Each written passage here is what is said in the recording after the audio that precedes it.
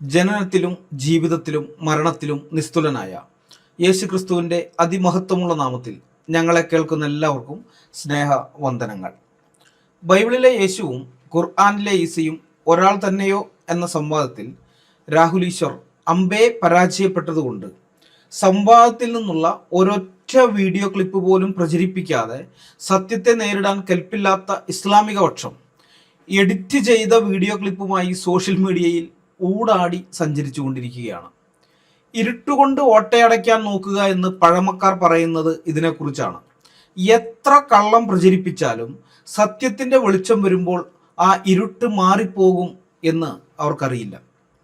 ദാവാക്കാർക്കും അവരുടെ വാടക സംവാദകൻ രാഹുൽ ഈശ്വറിനും മറുപടി പറഞ്ഞുകൊണ്ടുള്ള കഴിഞ്ഞ വീഡിയോയിൽ ലോകത്ത് മുസ്ലിങ്ങൾ ഉൾപ്പെട്ട കലാപങ്ങൾക്കെല്ലാം കാരണം ഖുർആനാണെന്ന് അസന്നിഗ്ധമായി പ്രഖ്യാപിച്ച 1986 ഡൽഹി മെട്രോപൊളിറ്റൻ കോടതി വിധിയെക്കുറിച്ച് വിശദമായി തന്നെ സംസാരിച്ചത് നിങ്ങൾ കണ്ടു കാണും എന്ന് ഞാൻ വിചാരിക്കുന്നു. ഈ വിഷയത്തിൽ ഞങ്ങളുമായി സംവാദത്തിന് വരാൻ ധൈര്യമില്ലാത്ത മുഹമ്മദ് ഈസ അടക്കമുള്ള ദാവാക്കാർ കുറെ ട്രെയിനിങ് കൊടുത്ത് രാഹുൽ ഈശ്വറിനെ സംവാദത്തിന് വിടുകയും എന്നിട്ട് അതിൽ നിന്നുള്ള വീഡിയോ ക്ലിപ്പുകൾ എന്ന് പറയാനില്ല, ഒറ്റ ക്ലിപ്പേ ഉള്ളൂ, ആ ക്ലിപ്പ് വെട്ടിയൊട്ടിച്ച് സോഷ്യൽ മീഡിയയിൽ പ്രചരിപ്പിക്കുകയും ചെയ്തുകൊണ്ടിരിക്കുകയാണ്. മുഹമ്മദ് ഈസ, അബ്ദുള്ള ബാസിൽ, അൻസാരി സുഹ്രി തുടങ്ങിയ ഡിജിറ്റൽ ദാവാക്കാർ അവരാണ് അതിൽ പ്രധാനമായിട്ട് ചെയ്യുന്നത്. പിന്നെ രാഹുൽ ഈശ്വറും ഉണ്ട്. അപ്പോൾ ഇവരോടെല്ലാം കഴിഞ്ഞ വീഡിയോയിൽ ഞാനൊരു വെല്ലുവിളി നടത്തിയിരുന്നു. ആ വെല്ലുവിളിയുടെ ക്ലിപ്പ് ഞാനിവിടെ ഇടാം. രാഹുൽ ഈശ്വറിനോടും ഈ ക്ലിപ്പ് മുറിച്ച് പ്രചരിപ്പിക്കുന്ന എല്ലാ മുസ്ലിങ്ങളോടും ഞാൻ ഉയർത്തുന്ന വെല്ലുവിളി ഇതാണ്. സകലരണത്തിനോടുള്ള വെല്ലുവിളിയാണ്. നിങ്ങൾക്ക് ധൈര്യമുണ്ടെങ്കിൽ ഈ കോടതി വിധിയെ പറ്റിയൊരു വീഡിയോ ചെയ്യ്. കോടതിക്ക് തെറ്റ് പറ്റിയതാണ്. ഇസ്ലാം സമാധാനത്തിൻ്റെ മതമായതുകൊണ്ട് ഈ 24 ആയത്തുകൾ സമാധാനമാണ് പഠിപ്പിക്കുന്നതെന്ന് നിങ്ങൾ തെളിയിക്കുക. ഇത് നിങ്ങളോടുള്ള എൻ്റെ വെല്ലുവിളിയാണ്. ഇസ്ലാം സമാധാനമാണെന്ന് പറയുന്ന മുസ്ലിമോ അമുസ്ലിമോ ആയിട്ടുള്ള, സ്ത്രീയോ പുരുഷനോ ആയിട്ടുള്ള ഏതൊരാളോടും ഞാൻ നടത്തുന്ന വെല്ലുവിളിയാണിത്. ആംബിയർ ഉണ്ടെങ്കിൽ നിങ്ങളത് തെളിയിക്കുക. വെല്ലുവിളി ഏറ്റെടുത്തിട്ടേ തെളിയിക്കുക. ഈ ഒരു വെല്ലുവിളി നടത്തുമ്പോൾ ആ ഒരു ചരിത്രവിധിക്ക് ആധാരമായ സമാധാനകാംക്ഷികളായ മനുഷ്യരെ ഞെട്ടിക്കുന്ന, മനുഷ്യരാശിക്ക് തന്നെ ഭീഷണിയായ ആ 24 ആയത്തുകൾ ഏതൊക്കെയാണെന്ന് ഞാൻ ലിസ്റ്റിട്ട് എടുത്തു പറഞ്ഞിരുന്നില്ല. കാരണം വെല്ലുവിളി ഏറ്റെടുക്കാൻ ധൈര്യമുള്ളവർക്ക് ആ 24 ആയത്തുകൾ ഡിസ്ക്രിപ്ഷനിൽ ഞാൻ കൊടുത്ത ലിങ്കിൽ കയറി വായിക്കാവുന്നതേ ഉള്ളൂവല്ലോ എന്നാണ് ഞാൻ വിചാരിച്ചത്. ഭരണപരമായ കോടതി രേഖകളും ചരിത്ര രേഖകളും വരികൾക്കിടയിലൂടെ വായിച്ച് വസ്തുതകൾ കൃത്യമായി പരിശോധിക്കുന്ന ശീലം എനിക്കുള്ളതുകൊണ്ട് ഈ ദാവാക്കാർക്കും അത്തരം നീതിന്യായ രേഖകൾ വായിച്ച് മനസ്സിലാക്കാനുള്ള കഴിവുണ്ടെന്ന് ഞാൻ തെറ്റിദ്ധരിച്ചുപോയി. അതുകൊണ്ടാണ് ആ 24 ആയത്തുകൾ ഏതാണെന്ന് ഞാൻ പറയാതിരുന്നത്. പക്ഷെ പിന്നീട് സോഷ്യൽ മീഡിയയിൽ അവരുടെ പ്രചരണങ്ങൾ കണ്ടപ്പോഴാണ് എനിക്ക് മനസ്സിലായത് അവർക്ക് എൻ്റെ വെല്ലുവിളി പിടികിട്ടിയിട്ട് പോലുമില്ല. അതാലോചിച്ചപ്പോൾ എനിക്ക് അവരോട് വല്ലാത്ത സഹതാപവും തോന്നി. പാവങ്ങൾ, നമ്മളൊരു കാര്യം പറയുമ്പോൾ അതെന്താണെന്ന് മനസ്സിലാക്കാനുള്ള വിവരം പോലും ഇല്ലാത്ത അവരെ സഹായിക്കേണ്ടത് നമ്മുടെ കടമയാണ്. ഔദാര്യവാനായ ഒരു മനുഷ്യൻ എന്ന നിലയിലും ഒരു ക്രിസ്ത്യാനി എന്ന നിലയിലും എൻ്റെ കടമയും ധാർമ്മിക ഉത്തരവാദിത്വവുമായിട്ട് ഞാൻ കാണുന്നു.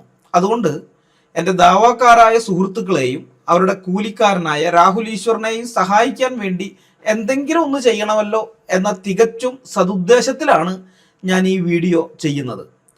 മനുഷ്യർക്കിടയിൽ വിദ്വേഷം, ശത്രുത, ദുഷ്ടത, വഞ്ചന, ചതി, വെറുപ്പ്, കലഹം, കവർച്ച, കൊലപാതകം എന്നിവയ്ക്കെല്ലാം ഹേതുവാകുന്നത് ഈ ഗ്രന്ഥമാണെന്ന്, ഖുർആൻ എന്ന ഈ ഗ്രന്ഥമാണെന്ന് ഡൽഹി മെട്രോപൊളിറ്റൻ കോടതി കണ്ടെത്തിയ ആ 24 ആയത്തുകൾ ഏതൊക്കെയാണെന്ന് ഞാൻ തന്നെ അവർക്ക് വായിച്ച് വിശദീകരിച്ചു കൊടുത്ത് സഹായിക്കുകയാണ്.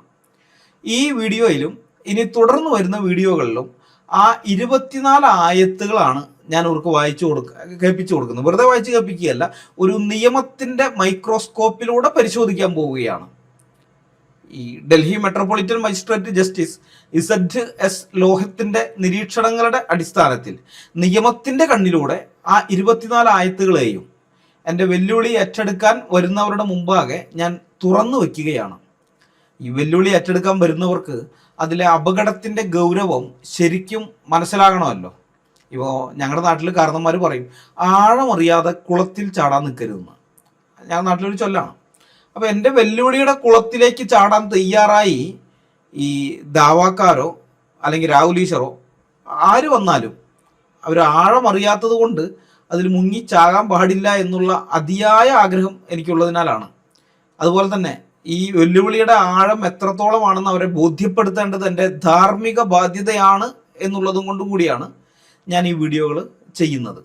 ഇതിലെ ഓരോ ആയത്തുകളും കോടതി അതിനെ കീറിമുറിച്ച രീതിയും കണ്ട് നന്നായി പഠിച്ചിട്ട് വേണം എൻ്റെ വെല്ലുവിളി ഏറ്റെടുക്കാൻ വരാൻ എന്ന് ഞാൻ ഓർമ്മിപ്പിക്കുകയാണ്. സത്യം പറഞ്ഞാൽ ഈ 24 ആയത്തുകളിൽ മാത്രമല്ല പ്രശ്നമുള്ളത്. ഒരു ബഹുസ്വര സമൂഹത്തിൽ പരസ്പര വിദ്വേഷവും മതസ്പർദ്ധയും മാനവിക വിരുദ്ധതയും വളർത്തുന്ന 100 ആയത്തുകളിലധികം അർത്ഥമറിഞ്ഞ് ഖുർആൻ വായിക്കുന്ന ഏതൊരാൾക്കും അതിൽ നിന്ന് കണ്ടെടുക്കാൻ സാധിക്കും. എന്നാൽ കോടതി വിധിക്ക് ആധാരമായ കേസിന് കാരണമായിട്ടുള്ള പോസ്റ്റർ ഉണ്ടല്ലോ, അത് വെറും 24 ആയത്തുകൾ മാത്രമായിരുന്നു അതിനകത്തുണ്ടായിരുന്നു പോസ്റ്ററുകളിൽ. അതുകൊണ്ട് കോടതി പരിശോധിച്ച ആ 24 ആയത്തുകൾ മാത്രമേ ഞാനിപ്പോൾ വിശകലനം ചെയ്യാൻ ഉദ്ദേശിക്കുന്നുള്ളൂ. അത് ഈ ഒറ്റ വീഡിയോയിലല്ല, തുറന്നുള്ള വീഡിയോകളിലായിട്ട്. അപ്പോൾ ഇവന്മാർ പിന്നെയും കിടന്ന് തിളയ്ക്കുകയാണെങ്കിൽ ബാക്കി ആയത്തുകളും അതുപോലെ ഞാൻ വിശകലനം ചെയ്ത് കൊടുക്കാം, എനിക്ക് കുഴപ്പമൊന്നുമില്ല. ഒരു മതേതര രാജ്യത്തെ ന്യായാധിപൻ യാതൊരു മുൻവിധിയുമില്ലാതെ തെളിവുകളുടെയും പ്രമാണങ്ങളുടെയും അടിസ്ഥാനത്തിൽ ഈ ആയത്തുകൾ പരിശോധിച്ചപ്പോൾ അദ്ദേഹത്തിന് ബോധ്യപ്പെട്ട ഒരു പച്ചയായ സത്യമുണ്ട്. ഈ ഖുർആൻ ആയത്തുകൾ മനുഷ്യരാശിക്ക് ഹാനികരമാണെന്നും മനുഷ്യർക്കിടയിൽ വിദ്വേഷം ഉളവാക്കുന്നതാണെന്നും സമൂഹത്തിൽ ഭിന്നതകൾ സൃഷ്ടിക്കുന്നതാണെന്നുമാണ് കോടതി കണ്ടെത്തിയത്. ഇത് ഞാൻ പറയുന്നതല്ല, ഈ തെളിവുകൾ പരിശോധിച്ച് ബോധ്യപ്പെട്ടതിന് ശേഷം ഇന്ത്യയിലെ ഒരു കോടതി ഔദ്യോഗികമായി രേഖപ്പെടുത്തിയതാണ്. അതായത് കോടതി വിധിയാണ്, ഇതൊരു ജഡ്ജ്മെൻ്റാണ്. ജഡ്ജ്മെൻറ്റിൽ നിന്നാണ് ഞാൻ ഈ പറഞ്ഞത്. ഈ സത്യങ്ങൾ പൊതുസമൂഹത്തിന് മുമ്പിൽ വിളിച്ചു പറയുമ്പോൾ പതിവ് പോലെ ദാവാക്കാരും അവരുടെ കൂലിക്കാരനായ രാഹുൽ ഈശ്വറും എന്തായിരിക്കും പറയാൻ പോകുന്നത് എന്ന കാര്യം എനിക്കറിയാം. ഇത് നിങ്ങൾ സന്ദർഭത്തിൽ നടത്തിയെടുത്തതാണ്, ഇതൊക്കെ യുദ്ധകാലത്ത് ഇറങ്ങിയതാണ്, നിങ്ങൾ ഇസ്ലാമോഫോബിയ പരത്തുകയാണ് എന്നൊക്കെയുള്ള സ്ഥിരം ന്യായീകരണങ്ങളുമായി ഉമ്മാരിറങ്ങും. രസം എന്താണെന്ന് വെച്ച് കഴിഞ്ഞാൽ, ഈ കോടതി ഇതിനെക്കുറിച്ച്, ഈ ആയത്തുകളെക്കുറിച്ച് നിങ്ങൾ വന്നൊന്ന് വിശദീകരണം തരണം എന്ന് പറഞ്ഞപ്പോൾ ഒറ്റൊരുത്തിനും പോയില്ല കേട്ടോ. അന്ന് 1986 കോടതി ഇവരെ വിളിച്ചു കഴിഞ്ഞപ്പോൾ ഒറ്റ ഒരുത്തം പോയിട്ട് ഇപ്പം ഈ പറയുന്ന ന്യായീകരണം ഉണ്ടല്ലോ നമ്മുടെ അടുത്തൊക്കെ, അങ്ങനെയുള്ള ഒന്നും പറഞ്ഞില്ല, അങ്ങോട്ട് പോയതേ ഇല്ല, ഭാഗത്തേക്ക് തിരിഞ്ഞു നോക്കിയില്ല അവർ പേടിച്ചിട്ട്. പക്ഷെ നമ്മൾ ഈ ആയത്തുകളൊക്കെ പറഞ്ഞ് അപ്പോൾ വന്നിട്ട് ന്യായീകരിക്കും. അപ്പം അങ്ങനെ ന്യായീകരിക്കാൻ വരുന്നവരോട് എനിക്ക് പറയാനുള്ളത് ഇത്ര മാത്രമാണ്: ഇസ്ലാമിക പ്രമാണങ്ങളിലെ ഇതുപോലെയുള്ള അക്രമ ആഹ്വാനങ്ങൾ തുറന്നു കാട്ടുന്നത് ഒരിക്കലും ഇസ്ലാമോഫോബിയ അല്ല. മറിച്ച് ഡൽഹി മെട്രോപൊളിറ്റൻ കോടതിയുടെ വിധിയിൽ പറഞ്ഞിരിക്കുന്നത് പോലെ സമാധാനത്തോടെ ജീവിക്കാൻ ആഗ്രഹിക്കുന്ന ഒരു ഇന്ത്യൻ പൗരൻ്റെ, ഏതൊരു ഇന്ത്യൻ പൗരൻ്റെയും ഉത്തരവാദിത്തവും ന്യായമായ വിമർശനവുമാണ് അത്. തങ്ങളുടെ വിശ്വാസത്തിന് പുറത്തുള്ളവരെ കൊല്ലാനും കൊള്ളയടിക്കാനും അവരോട് വിദ്വേഷം വെച്ചു പുലർത്താനും ഒരു മതഗ്രന്ഥം ആഹ്വാനം ചെയ്യുന്നുണ്ടെങ്കിൽ അത് മൂടി വയ്ക്കാൻ ആര് ശ്രമിച്ചാലും ഞങ്ങളത് തുറന്നു കാട്ടുക തന്നെ ചെയ്യും.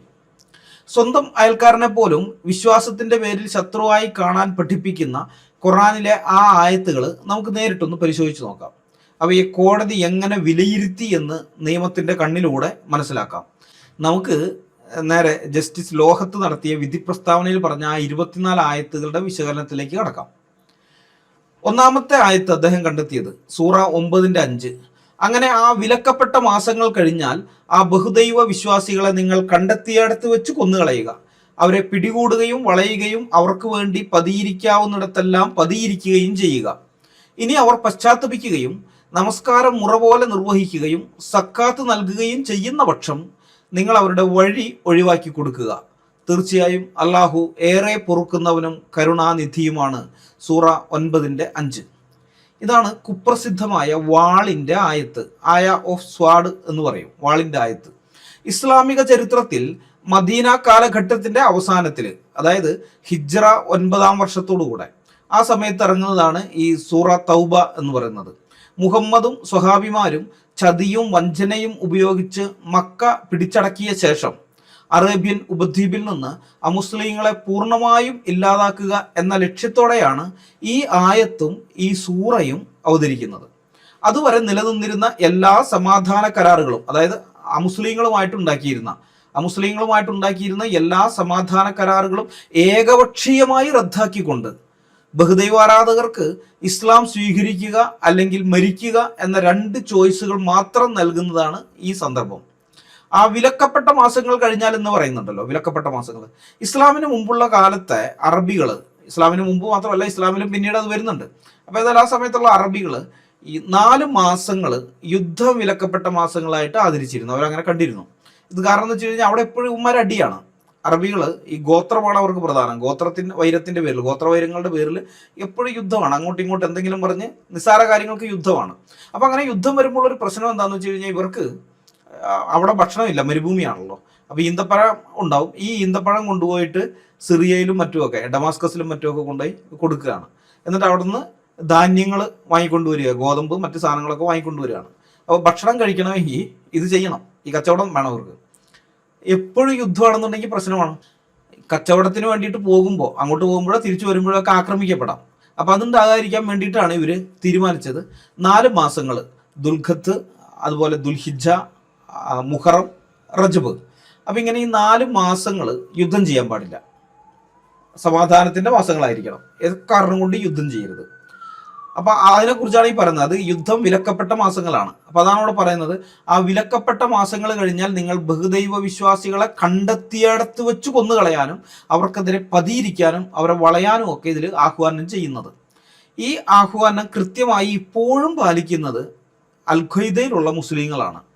അവർ ഈ 4 മാസങ്ങളിൽ ഇസ്ലാമിക ഭീകരാക്രമണം, അതായത് ജിഹാദ് നടത്താറില്ല. 4 മാസം, ബാക്കിയുള്ള 8 മാസങ്ങളിലേ നടത്തുള്ളൂ. എന്നാൽ ഇതങ്ങനെയല്ല എന്ന് പറയുന്ന മുസ്ലിങ്ങളുണ്ട് കേട്ടോ. കാരണം ഇസ്ലാമിന്റെ ചരിത്രത്തിലെ ഒന്നാമത്തെ യുദ്ധം തന്നെ യുദ്ധം നിഷിദ്ധമായ ഈ മാസത്തിലായിരുന്നു, ഈ വിലക്കപ്പെട്ട മാസങ്ങളില്ല. അതിനാണ് ആദ്യത്തെ യുദ്ധം തന്നെ നടത്തുന്നത്, ഇസ്ലാമിന്റെ ആദ്യത്തെ യുദ്ധം. അപ്പോൾ അവർ പറയുന്നത് ഇത് റദ്ദ് ചെയ്യപ്പെട്ടതാണ്, നസ്ക് ചെയ്യപ്പെട്ടതാണ്. ഇങ്ങനെ ഒരു സംഗതി ഇല്ല, ഇപ്പോൾ നമുക്കില്ല. മുമ്പുണ്ടായിരുന്നു, ജാഹിലിയ കാലഘട്ടത്തിലാണ്. ഇന്ന് നമ്മളത് പാലിക്കേണ്ടതില്ല എന്ന് പറഞ്ഞിട്ടാണ് വേറെ ഗ്രൂപ്പുകൾ ഈ 12 മാസവും ജിഹാദ് നടത്താൻ തയ്യാറാകുന്നത്. എന്നാൽ അൽ-ഖ്വയ്ദ അങ്ങനെയല്ല, അവർ 4 മാസം ഒഴിവാക്കും. ഓക്കെ. ഈ ജസ്റ്റിസ് ലോഹത്ത് തൻ്റെ വിധിന്യായത്തിൽ ഖുർആൻ അന്യമത വിദ്വേഷവും കൊലപാതകവും പ്രോത്സാഹിപ്പിക്കുന്നു എന്ന് പറയാനുള്ള ഏറ്റവും വലിയ തെളിവാണ് ഈ ആയത്ത്. വെറുതെ ഒരാളെ കൊല്ലാനല്ല, മറിച്ച് അന്യമതസ്ഥരെ കണ്ടെത്തിയടത്ത് വെച്ച് കൊന്നുകളയാനും അവർക്ക് വേണ്ടി പതിയിരിക്കാനുമാണ് ഖുർആൻ ആഹ്വാനം ചെയ്യുന്നത്. അപ്പോൾ ഇതിൽ നിന്ന് രക്ഷപ്പെടണമെങ്കിൽ അവർ ഇസ്ലാം മതം സ്വീകരിക്കുകയും, അതായത് പശ്ചാത്തപിക്കുക എന്ന് പറയുന്നുണ്ടല്ലോ, തൗബ ചെയ്ത് മടങ്ങുക, അതാണ് പറയുന്നത്. അപ്പോൾ ഇസ്ലാം മതം സ്വീകരിക്കണം, പിന്നെ ഇസ്ലാമിക പ്രാർത്ഥനകൾ നടത്തണം, നമസ്കാരം നിർവഹിക്കണം എന്ന് പറയുന്നുണ്ടല്ലോ, നിസ്കാരം, സക്കാത്ത് നൽകുകയും വേണം. അതായത് മുസ്ലിം ആകണം. എന്ന് വെച്ച് കഴിഞ്ഞാൽ ഒരു അമുസ്ലിമിന് ഈ ഭൂമിയിൽ സമാധാനമായി ജീവിക്കണമെങ്കിൽ അവൻ മതം മാറി മുസ്ലിം ആകണമെന്നാണ് ഖുർആൻ പറയുന്നത്, സൂറ 9:5. മനുഷ്യന്റെ മതസ്വാതന്ത്ര്യത്തെയും ജീവിക്കാനുള്ള അവകാശത്തെയും ഇതിലും പച്ചയായി ഹനിക്കുന്ന മറ്റൊരു വാചകമില്ല. ഈ ആയത്ത് നിലനിൽക്കുന്നിടത്തോളം കാലം ലോകത്ത് സമാധാനം ഉണ്ടാകില്ല എന്ന പ്രതികളുടെ വാദം 100% ശരിയാണെന്ന് കോടതിക്ക് ബോധ്യപ്പെടാൻ ഈ ഒരൊറ്റ ആയത്ത് തന്നെ ധാരാളമായിരുന്നു. അവർ പറഞ്ഞ 24 ആയത്താണ് കേട്ടോ. 24 ആയത്തുകൾ ഖുറാനിലുള്ള കാലത്തോളം ഇന്ത്യയിലാകട്ടെ ലോകത്താകട്ടെ അല്ലെങ്കിൽ മുസ്ലിങ്ങളുള്ള ഏത് സ്ഥലത്താകട്ടെ അവിടെ മറ്റു മനുഷ്യരുമായിട്ട് സമാധാനം ഉണ്ടാവുകയില്ല എന്നാണ് പറഞ്ഞത്. പക്ഷെ കോടതിക്ക് ഈ ഒരൊറ്റ ആയത്തിൽ നിന്ന് തന്നെ കാര്യം മനസ്സിലായി. ഈ ഭാരതീയ ന്യായ സംഹിത എന്നൊക്കെ പറഞ്ഞത് ഇപ്പോൾ വന്നതാണല്ലോ, 2004 ജൂലൈ 1 മുതലാണ് അത് വരുന്നത്. അപ്പോൾ അതിനു മുമ്പ് ജസ്റ്റിസ് ലോഹട്ട് ഈ വിധി പ്രഖ്യാപിക്കുന്ന സമയത്ത് ഇന്ത്യൻ ശിക്ഷാ നിയമമാണ്, IPC, ഇന്ത്യൻ പീനൽ കോഡാണ് നിലവിലുണ്ടായിരുന്നത്. ഡൽഹി മെട്രോപൊളിറ്റൻ കോടതിക്ക് മനസ്സിലായി സൂറ 9:5 ഇന്ത്യൻ പീനൽ കോഡിന്റെ പല വകുപ്പുകളുടെയും നഗ്നമായ ലംഘനമാണെന്നുള്ളത്. ആ നിയമലംഘനങ്ങൾ ഏതാണെന്ന് കൂടി നമുക്കൊന്ന് പരിശോധിച്ച് നോക്കാം. മതങ്ങൾക്കിടയിൽ ശത്രുത വളർത്തൽ, IPC 153A. അതായത് വിവിധ മതവിഭാഗങ്ങൾക്കിടയിൽ പരസ്പരം വിദ്വേഷവും ശത്രുതയും ഉണ്ടാക്കുന്ന തരത്തിലുള്ള പ്രസ്താവനകൾ നടത്തുന്നത് ഈ വകുപ്പ് പ്രകാരം കുറ്റകരമാണ്. അപ്പോൾ ഇവിടെ ഒരു പ്രത്യേക വിഭാഗത്തെ, അതായത് ബഹുദൈവ വിശ്വാസികളെ കണ്ടെത്തുന്നിടത്ത് വെച്ച് കൊന്നുകളയാനും അവർക്കായി പതിയിരിക്കാനുമുള്ള ആഹ്വാനം സമൂഹത്തിലെ മതസൗഹാർദ്ദം തകർക്കുന്നതിനും വിഭാഗീയത സൃഷ്ടിക്കുന്നതിനും കാരണമാകുന്ന ഒന്നാണ്. ഈ വകുപ്പ് ലംഘിച്ചാൽ 3 വർഷം വരെ തടവോ പിഴയോ അല്ലെങ്കിൽ രണ്ടും കൂടിയോ ശിക്ഷ ലഭിക്കാം. ആരാധനാലയങ്ങളിലോ മതപരമായ ചടങ്ങുകളിലോ വെച്ചാണ് ഈ കുറ്റം ചെയ്യുന്നതെങ്കിൽ ശിക്ഷ പിന്നെയും കൂടും. 5 വർഷം വരെ തടവും അതനുസരിച്ച് പിഴയും ശിക്ഷയായിട്ട് കിട്ടും. രണ്ടാമത്തത് കൊലപാതകത്തിന് പ്രേരിപ്പിക്കൽ, പിന്നെ വധഭീഷണിയും. അതായത് IPC 115 506 വധശിക്ഷയോ ജീവപര്യന്തമോ ലഭിക്കാവുന്ന ഒരു കുറ്റം ചെയ്യാൻ മറ്റൊരാളെ പ്രേരിപ്പിക്കുകയും ആ കുറ്റം നടക്കാതെ വരികയും ചെയ്താൽ പോലും, കുറ്റം അതാണെന്നൊന്നുമില്ല, പ്രേരിപ്പിച്ചു ശരി എന്നൊക്കെ പറഞ്ഞു പോയി, പക്ഷെ കുറ്റകൃത്യം ചെയ്യാൻ പറ്റിയില്ല.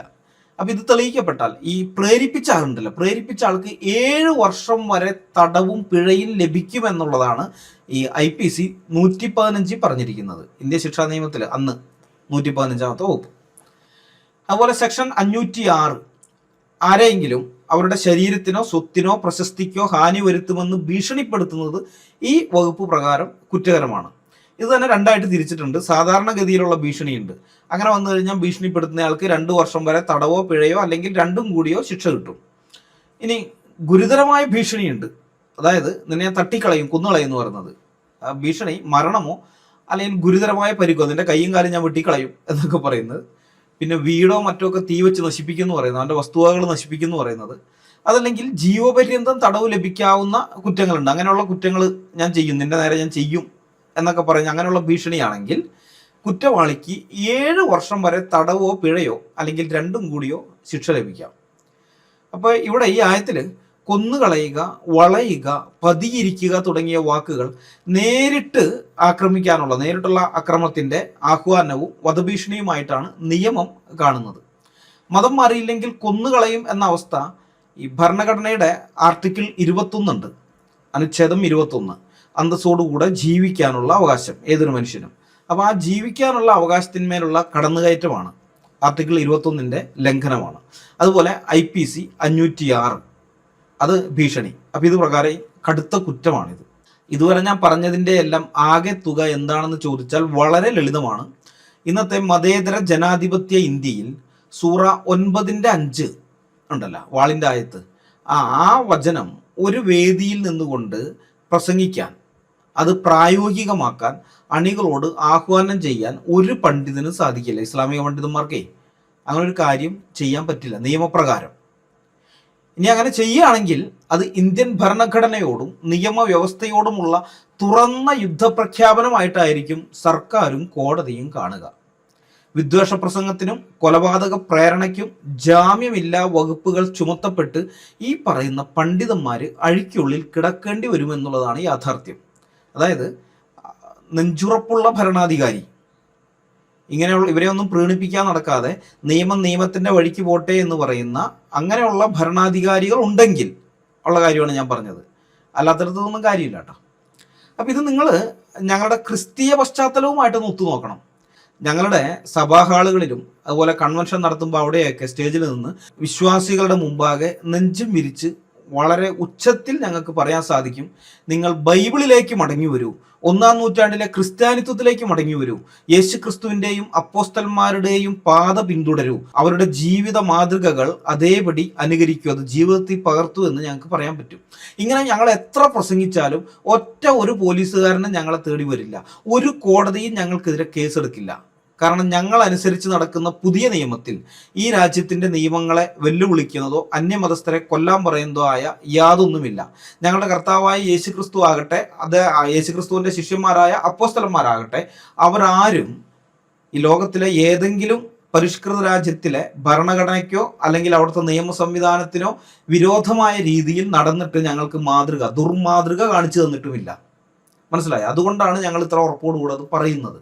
ഭരണഘടനയ്ക്ക് പൂർണ്ണമായും വിധേയപ്പെട്ട് ജീവിക്കാനും ശത്രുവിനെ സ്നേഹിക്കാനുമാണ് ഞങ്ങളുടെ ഗ്രന്ഥത്തിൽ ഞങ്ങളോട് ആവശ്യപ്പെട്ടിരിക്കുന്നത്. എന്നാൽ ഇവരുടെ ഈ ഇസ്ലാമിക പണ്ഡിതന്മാരുടെ അവസ്ഥ ആലോചിക്കുമ്പോൾ ശരിക്കും ചിരി വരുന്നുണ്ട്. ഇവർ സ്റ്റേജൊക്കെ കെട്ടി മൈക്കിൻ്റെ മുമ്പിൽ നിന്നുകൊണ്ട് വലിയ വായിൽ ഡയലോഗ് അടിക്കും. സഹോദരങ്ങളെ, നമ്മൾ 7-ാം നൂറ്റാണ്ടിലെ പ്രമാണങ്ങളിലേക്കും സ്വഹാബിമാരുടെ മാതൃകകളിലേക്കും മടങ്ങിപ്പോകണം, നബിചര്യ പിൻപറ്റണം എന്നൊക്കെ ഒരു ഡയലോഗ് അടിക്കും. സംഗതി ഇതിങ്ങനെ പ്രസംഗിക്കുമ്പോൾ, ഇവരൊക്കെ വലിയ കാര്യത്തിൽ പ്രസംഗിക്കുമ്പോഴും പ്രസംഗിക്കുന്നവൻ്റെ നെഞ്ച് കിടന്ന് പടപടായി ഇടിക്കുകയാണ്, കിടന്ന് ഇങ്ങനെ പിടിക്കുകയാണ്. കാരണം ഈ പണ്ഡിതൻ പറഞ്ഞത് കേട്ട് കോൾമയർ കൊണ്ട് ഏതെങ്കിലും ഒരു അനുയായി അത് അതേപടി ഫോളോ ചെയ്യാൻ തീരുമാനിച്ചാൽ, അതായത് മുഹമ്മദിനെയും സ്വഹാബിമാരെയും ഒക്കെ അതേപടി ഫോളോ ചെയ്യാൻ തീരുമാനിച്ചാൽ, പിന്നെ അവനെ നമ്മൾ തിരക്കി പോകേണ്ടത് ഒന്നുകിൽ പൂജപ്പുര സെൻട്രൽ ജയിലിലേക്കായിരിക്കണം, അല്ലെങ്കിൽ വിയൂർ സെൻട്രൽ ജയിൽ അല്ലെങ്കിൽ കണ്ണൂർ സെൻട്രൽ ജയിലിൽ അവിടെ സ്ഥിരതാമസമായിരിക്കും, ഉറപ്പാണ്. മുഹമ്മദിനെയൊക്കെ ഫോളോ ചെയ്യുന്നെങ്കിൽ അവിടെ ആയിരിക്കും. പിന്നെ കുറേയും കൂടി കടുപ്പിച്ച് ഫോളോ ചെയ്യാൻ തീരുമാനിച്ചാൽ, തലയ്ക്ക് ഇത് മൂത്തിട്ട് ഇത് ശരിക്കും തലയ്ക്ക് പിടിച്ചിട്ട് അത് അക്ഷരം പ്രതി ഫോളോ ചെയ്യാൻ തീരുമാനിച്ചാൽ ഇവിടെയോ അല്ല, ചിലപ്പോൾ തീഹാർ ജയിലിലൊക്കെ പോയി നോക്കേണ്ടി വരും. മനസ്സിലായ? കാരണം അന്വേഷിക്കാൻ വരുന്ന NIA ഒക്കെ ആയിരിക്കും. ഇപ്പോൾ കേരളത്തിൽ അങ്ങനെ വന്നിട്ടുണ്ടല്ലോ. സൂറ 5:33 കുറച്ച് പേരോട് ഫോളോ ചെയ്തിരുന്നു. കൈകളെയും കാലുകളെയും എതിർദിശയിൽ നിന്ന് വെട്ടിക്കളയുക എന്ന് പറഞ്ഞിട്ട്. അങ്ങനെയാണ് ആ തൊടുപുഴയിൽ ജോസഫ് മാഷിന്റെ കയ്യും കാലൊക്കെ വെട്ടിക്കളഞ്ഞില്ല എതിർദിശകളിൽ നിന്ന്. അപ്പൊ അതിനെ അന്വേഷിക്കാൻ വന്നതേ ലോക്കൽ പോലീസിന്റെ അന്വേഷണമൊക്കെ കഴിഞ്ഞിട്ട് പിന്നെ വന്നതുണ്ടല്ലോ NIA ആണ്. NIA ആ മുഹമ്മദിന്റെ ചര്യ പിൻപറ്റി കഴിഞ്ഞാൽ NIA വരും. ഖുറാനിലുള്ള അള്ളാഹുവിന്റെ കൽപ്പനകളോ ഹദീസുകളിൽ കാണുന്ന മുഹമ്മദിന്റെ നിർദ്ദേശങ്ങളോ സ്വഹാബിമാർ അന്യമതസ്ഥരോട് പെരുമാറിയ രീതികളോ അതേപടി ഇന്നത്തെ ഇന്ത്യയിൽ പ്രാക്ടീസ് ചെയ്യാൻ ഇറങ്ങിയാൽ ഈ ഭാരതീയ ന്യായ സംഹിത ഉണ്ടല്ലോ, BNS, അതിലെ വകുപ്പുകൾ തികയാതെ വരും. ഇത് പ്രാക്ടീസ് ചെയ്യാൻ ഇറങ്ങിയവരുടെ മേലെ ചുമത്താൻ കേസുകൾ വകുപ്പുകൾ ഉണ്ടല്ലോ, ഇത് പോരാ, വകുപ്പുകൾ വേറെ നമ്മൾ കണ്ടുപിടിക്കേണ്ടി വരും. അങ്ങനെയൊക്കെയുള്ള ജീവിതമായിരുന്നു മുഹമ്മദിന്റെ. മുസ്ലിങ്ങളെ നിങ്ങളത് മനസ്സിലാക്കുക. ആധുനിക കാലത്തെ കണ്ണിലൂടെ നോക്കുമ്പോൾ അങ്ങനെയുള്ള കൊടും കുറ്റവാളിയാണ് മുഹമ്മദ് മാത്രമല്ല സ്വഹാബിമാർ. അപ്പോൾ അതുകൊണ്ട് ഇവര് ഈ പ്രവാചക ചര്യകൾ പിൻപറ്റൂ എന്നൊക്കെ അവർ പറയുമ്പോൾ സ്റ്റേജിൽ നിന്ന് ആവേശം കൊള്ളുന്ന ഈ പണ്ഡിതന്മാരുടെ ഞാൻ പറഞ്ഞില്ലേ, ഇത് പേടിയാണ് ഇവർക്ക്. കാരണം പടച്ചോനെ, എൻ്റെ ഈ പ്രസംഗം കേട്ട് ആരെങ്കിലും നബിചര്യ ഫോളോ ചെയ്യാൻ ഇറങ്ങിയാൽ പ്രേരണാക്കുറ്റത്തിന് ഞാനും അകത്ത് കിടക്കേണ്ടി വരും, സെൻട്രൽ ജയിലിൽ കയറേണ്ടി വരുമല്ലോ എന്നുള്ള പേടി വരുമ്പോൾ ആർക്കായാലും, ആ ചിന്ത വരുമ്പോൾ ആർക്കായാലും ഉള്ളു വിറയ്ക്കും, സ്വാഭാവികമാണ്. ഇപ്പം നമുക്കറിയാം സക്കീർ നായിക്കിൻ്റെ കാര്യം. സക്കീർ നായിക്ക് വലിയ കാര്യത്തിൽ ഖുറാനിലെ ഹദീസുകളിലെയും കാര്യങ്ങളൊക്കെ വെച്ച് അങ്ങോട്ട് അടിച്ച് പ്രസംഗിച്ച് എന്നുണ്ടായി. പലയിടങ്ങളിലും ആളുകൾ പോയിട്ട് ജിഹാദ് നടത്തി. ഈ ജിഹാദ് നടത്തിയവരെയൊക്കെ പോലീസ് പലരെയും പിടിച്ച് അറസ്റ്റ് ചെയ്തൊക്കെ വന്നു കഴിഞ്ഞപ്പോഴാണ് സക്കീർ നായിക്കിൻ്റെ പ്രസംഗം കേട്ടിട്ടാണ് ജിഹാദ് നടത്താൻ പോയിരിക്കുന്നത്, അന്യമതസ്ഥരെ കൊല്ലാൻ പോയിരിക്കുന്നത്. പോലീസ് കേസിട്ട് സക്കീർ നായിക്ക് രായ്ക്ക് രാമാനം നാട് വിട്ട്, ഈ ഇന്ത്യ വിട്ട്. അതായത് ഖുറാനിലും ഹദീസുകളിലും പറഞ്ഞ കാര്യങ്ങൾ പ്രാവർത്തികമാക്കുകയോ അല്ലെങ്കിൽ അത് പ്രാവർത്തികമാക്കണമെന്ന് ആരെങ്കിലും ഉപദേശിക്കുകയോ ചെയ്താൽ അവന് ഇന്ത്യ വിടേണ്ടി വരും. അതാണ് നിങ്ങളുടെയൊക്കെ പുസ്തകത്തിനകത്ത് എഴുതി വെച്ചിരിക്കുന്ന കാര്യങ്ങൾ. മനസ്സിലായ? ഈ ഖുറാനിലെ ഇത്തരം ആയത്തുകൾ സംസാരിക്കേണ്ടി വരുമ്പോൾ ഈ പണ്ഡിതന്മാര് ഉരുണ്ട് കളിക്കുന്ന കണ്ടിട്ടില്ലേ? വല്ലാതെ വിയർക്കും, അവർ ഉരുണ്ട് കളിക്കും ചോദ്യങ്ങളൊക്കെ ചോദിച്ചു കഴിഞ്ഞാൽ. അതിന്റെ കാരണം ഇതാണ്, ഇവർക്ക് പേടിയാണ്. ഇത് ശരിയായിട്ടുള്ളതിന്റെ വ്യാഖ്യാനം പറഞ്ഞു കൊടുത്തിട്ട് ആരെങ്കിലും പോയി അതനുസരിച്ച് പ്രവർത്തിച്ചാൽ, നബിയെ ഫോളോ ചെയ്യണം, നബിയിൽ ഉത്തമ മാതൃകയുണ്ടെന്നാണല്ലോ പറയുന്നത്. അപ്പൊ അത് ആ മാതൃക അവൻ പിൻപറ്റിയാൽ പ്രേരണാക്കുറ്റത്തിന് പണ്ഡിതനകത്ത് എടുക്കും. ഇതാണ് അവസ്ഥ. ഇവരുടെ ഒരു ഗതികേട് നിങ്ങളൊന്ന് ചിന്തിച്ചു നോക്കിയേ. അതായത് കിതാബിലുള്ളത് അതേപടി അനുസരിക്കാൻ പറഞ്ഞാൽ പണ്ഡിതൻ അകത്ത്, കിതാബിലുള്ളത് അതുപോലെ തന്നെ അനുസരിച്ചാൽ അനുയായിയും അകത്ത്. ഇതെന്തൊരു ഗതികെട്ട ജീവിതമാണ് പടച്ചോനെ. ഇതാണ് ഇവരുടെ സ്ഥിതി. ഇനി മൂന്നാമത്തെ കാര്യം, മതവികാരം വ്രണപ്പെടുത്തലും വിദ്വേഷ പ്രസംഗവും. IPC 295A. ഏതെങ്കിലും ഒരു വിഭാഗത്തിന്റെ മതത്തെയോ മതവിശ്വാസങ്ങളെയോ മനഃപൂർവ്വവും ദുരുദ്ദേശപരവുമായി അപമാനിക്കുകയോ വ്രണപ്പെടുത്തുകയോ പ്രകോപിപ്പിക്കുകയോ ചെയ്യുക എന്നുള്ളതാണ് ഈ വകുപ്പിൽ വരുന്നത്. അങ്ങനെയുള്ളതിന് എതിരായിട്ടുള്ള വകുപ്പാണത്. അപ്പൊ ഇവിടെ നമ്മൾ കണ്ടാൽ, ഈ ആയത്തിൽ കണ്ടാൽ, അന്യമതസ്ഥരെ കേവലം ശത്രുക്കളായി ചിത്രീകരിക്കുകയും അവരുടെ വിശ്വാസങ്ങൾ ഉപേക്ഷിക്കാൻ നിർബന്ധിക്കുകയും ചെയ്യുന്നത് ഈ വകുപ്പിന്റെ പരിധിയിൽ വരും. ഈ കുറ്റം തെളിയിക്കപ്പെടുന്ന വ്യക്തിക്ക് 3 വർഷം വരെ തടവോ പിഴയോ അല്ലെങ്കിൽ രണ്ടും കൂടിയോ ശിക്ഷയായിട്ട് ലഭിക്കാം. 4, അക്രമത്തിന് പ്രേരിപ്പിക്കൽ. IPC 505 അതിന്റെ ഉപവകുപ്പ് 2. മതം, വംശം, ജാതി അല്ലെങ്കിൽ കമ്മ്യൂണിറ്റി എന്നിവയുടെ പേരിൽ ആളുകൾക്കിടയിൽ വിദ്വേഷവും ശത്രുതയും ഉണ്ടാക്കാൻ ലക്ഷ്യമിട്ടുള്ള വ്യാജ വാർത്തകളോ കിംവദന്തികളോ നിർമ്മിക്കുകയോ പ്രചരിപ്പിക്കുകയോ ചെയ്യുക എന്നുള്ളതാണ് ഈ വകുപ്പിൽ വരുന്നത്. ഈ കുറ്റം തെളിയിക്കപ്പെട്ടാൽ 3 വർഷം വരെ തടവോ പിഴയോ അല്ലെങ്കിൽ രണ്ടും കൂടിയോ ശിക്ഷയായിട്ട് ലഭിക്കും. ഇനി ആരാധനാലയങ്ങളിലോ അല്ലെങ്കിൽ മതപരമായ ചടങ്ങുകൾ നടക്കുന്ന സ്ഥലത്തോ വെച്ചാണ് ഈ കുറ്റം ചെയ്യുന്നതെങ്കിൽ ശിക്ഷ പിന്നെയും കൂടും. അത് 5 വർഷം വരെ തടവ്, അതനുസരിച്ചുള്ള പിഴയും വർദ്ധിക്കുകയും ചെയ്യും. അതായത് മുസ്ലിങ്ങളെ, നിങ്ങളുടെ മോസ്കിൽ വെച്ച് മൊല്ലാക്ക ഈ ആയത്ത് പ്രസംഗിച്ചാൽ 5 കൊല്ലം വരെ അകത്ത് കിടക്കും. മനസ്സിലായ? മോസ്കിൽ വെച്ച് പ്രസംഗിച്ചാലേ 5 കൊല്ലം വരെ അകത്ത് കിടക്കും. ആ രീതിയിലാണ് ഇന്ത്യൻ പീനൽ കോഡ് എഴുതിയ തോമസ് ബാബിങ്ടൺ മെക്കാളയും ഇന്ത്യൻ ഭരണഘടന എഴുതിയ ഡോക്ടർ അംബേദ്കറും നിങ്ങൾക്ക് പണി തന്നിരിക്കുന്നത്. ഖുറാനിൽ നമ്മൾ നസ്ക് എന്ന് പറയുന്ന ഒരു സംഗതി കാണുന്നുണ്ട്. നസ്ക്, ഈ നസ്ക് എന്ന് വെച്ചാൽ അള്ളാഹു ഇവരുടെ വിശ്വാസം അനുസരിച്ച് സർവജ്ഞാനിയായ അള്ളാഹു, ഭൂതകാലവും വർത്തമാനകാലവും ഭാവി കാലവും ഒരുപോലെ കാണുന്ന, ഒരുപോലെ അറിയാൻ കഴിയുന്ന സർവജ്ഞാനിയായ അള്ളാഹു ഇതാ മുഹമ്മദിന് ഒരു നിയമം അവതരിപ്പിക്കുകയാണ്. നിയമം അവതരിപ്പിച്ച് കഴിഞ്ഞതിന് ശേഷമാണ് അള്ളാഹ്ക്ക് മനസ്സിലാകുന്നത് ഇതിന് പോരായ്മയുണ്ട്, ഈ നിയമത്തിൽ കുറേ പ്രശ്നങ്ങളുണ്ട്, പോരായ്മയുണ്ട്, അതുകൊണ്ട് വേറെ നിയമം വേണം. ഇത് അല്ലെങ്കിൽ ഒരു ആയത്ത് അവതരിപ്പിക്കുന്നു, ആ ആയത്തിന് പോരായ്മയുണ്ട്, വേറെ ആയത്ത്, ആദ്യത്തെ ആയത്ത് റദ്ദ് ചെയ്ത് കളയാണ്, റദ്ദ് ചെയ്ത് കളഞ്ഞിട്ട് വേറെ ആയത്ത് ഇറക്കുകയാണ്. പക്ഷെ കുറച്ചാൾ കഴിഞ്ഞപ്പോൾ മനസ്സിലായി ഈ ആയത്തിനും പ്രശ്നമുണ്ട്. അപ്പോൾ അല്ലാഹു എന്ത് ചെയ്യുന്നറിയോ, വീണ്ടും അത് റദ്ദ് ചെയ്യും. അതായത് ആദ്യം ഒരിക്കൽ റദ്ദ് ചെയ്തു, പുതിയത് ഇറക്കിയാണ്, അതിനും പ്രശ്നം, അത് റദ്ദ് ചെയ്തിട്ട് അടുത്തത് കൊണ്ടുവരും. കുറേ കാലം കഴിഞ്ഞപ്പോൾ മനസ്സിലായി എടാ ഈ പുതുതായിട്ട് കൊണ്ടുവന്ന നിയമവും നടപടിയാവില്ല, സംഗതി പോക്കാണ്. അപ്പോൾ അള്ളാഹു വീണ്ടും അത് റദ്ദ് ചെയ്യും, എന്നിട്ട് അടുത്ത നിയമം കൊണ്ടുവരും. ആയത്തുകൾ ഇങ്ങനെ മാറിക്കൊണ്ടിരിക്കും. ഇത് നമ്മൾ ഇസ്ലാമിൻ്റെ ചരിത്രമൊക്കെ നോക്കിക്കഴിഞ്ഞാൽ രസമാണ്. മുഹമ്മദിൻ്റെ ജീവിതകാലത്ത് പല വട്ടം ഖുർആൻ ഇങ്ങനെ തിരുത്തി എഴുതപ്പെട്ടിട്ടുണ്ട്. ആദ്യം ഒരെണ്ണം കൊണ്ടുവരുന്നു, അത് ശരിയാവില്ല എന്ന് കാണുമ്പോൾ അത് മാറ്റി അടുത്ത ആയത്ത്, മലക്ക് വന്ന് അടുത്ത ആയത്ത് പറഞ്ഞു കൊടുക്കും, അതാണ്. പിന്നെ അത് ശരിയാവില്ല, അടുത്ത ആയത്ത്, ഇതിങ്ങനെ വന്നുകൊണ്ടേയിരിക്കുകയാണ്. അതുകൊണ്ട് ഈ മുഹമ്മദ് മരിക്കുന്നത് വരേക്കും ഖുർആൻ ഒരു സ്ഥിരതയോ ആധികാരികതയോ ഉണ്ടായിരുന്നില്ല. കാരണം എപ്പോൾ വേണമെങ്കിലും ഇത് മാറാം, മലക്ക് എപ്പോൾ വേണമെങ്കിലും ആയത്ത് കൊണ്ടുവരാം, അപ്പോൾ പിന്നെ നിലവിലുള്ളത് റദ്ദ് ചെയ്യപ്പെടാം. അപ്പോൾ അതുകൊണ്ടാണ് മുഹമ്മദിൻ്റെ കാലഘട്ടത്തിൽ ഇവരൊന്നും ഇതിന് വലിയ വില കൽപ്പിക്കാതിരുന്നത്. ഇതൊന്നും പുസ്തക രൂപത്തിലാക്കണമെന്ന് പോലും അവർക്ക് തോന്നിയില്ലല്ലോ. അതിൻ്റെ കാരണം ഇത് എപ്പോഴും മാറ്റാം, എന്തിനാ കഷ്ടപ്പെട്ട് എഴുതുന്നത്, എഴുതി വെച്ച് കഴിഞ്ഞതിന് ശേഷം നാളെ ഇത് മാറ്റി കളയണ്ടല്ലേ, അപ്പോൾ വേണ്ട എന്ന് വെച്ച് വിടുക ചെയ്തത്. ഇവരുടെ പുസ്തകത്തിൻ്റെ ചരിത്രമൊക്കെ ബഹുരസമാണ്, അങ്ങനെയുള്ള കിതാബാണത്.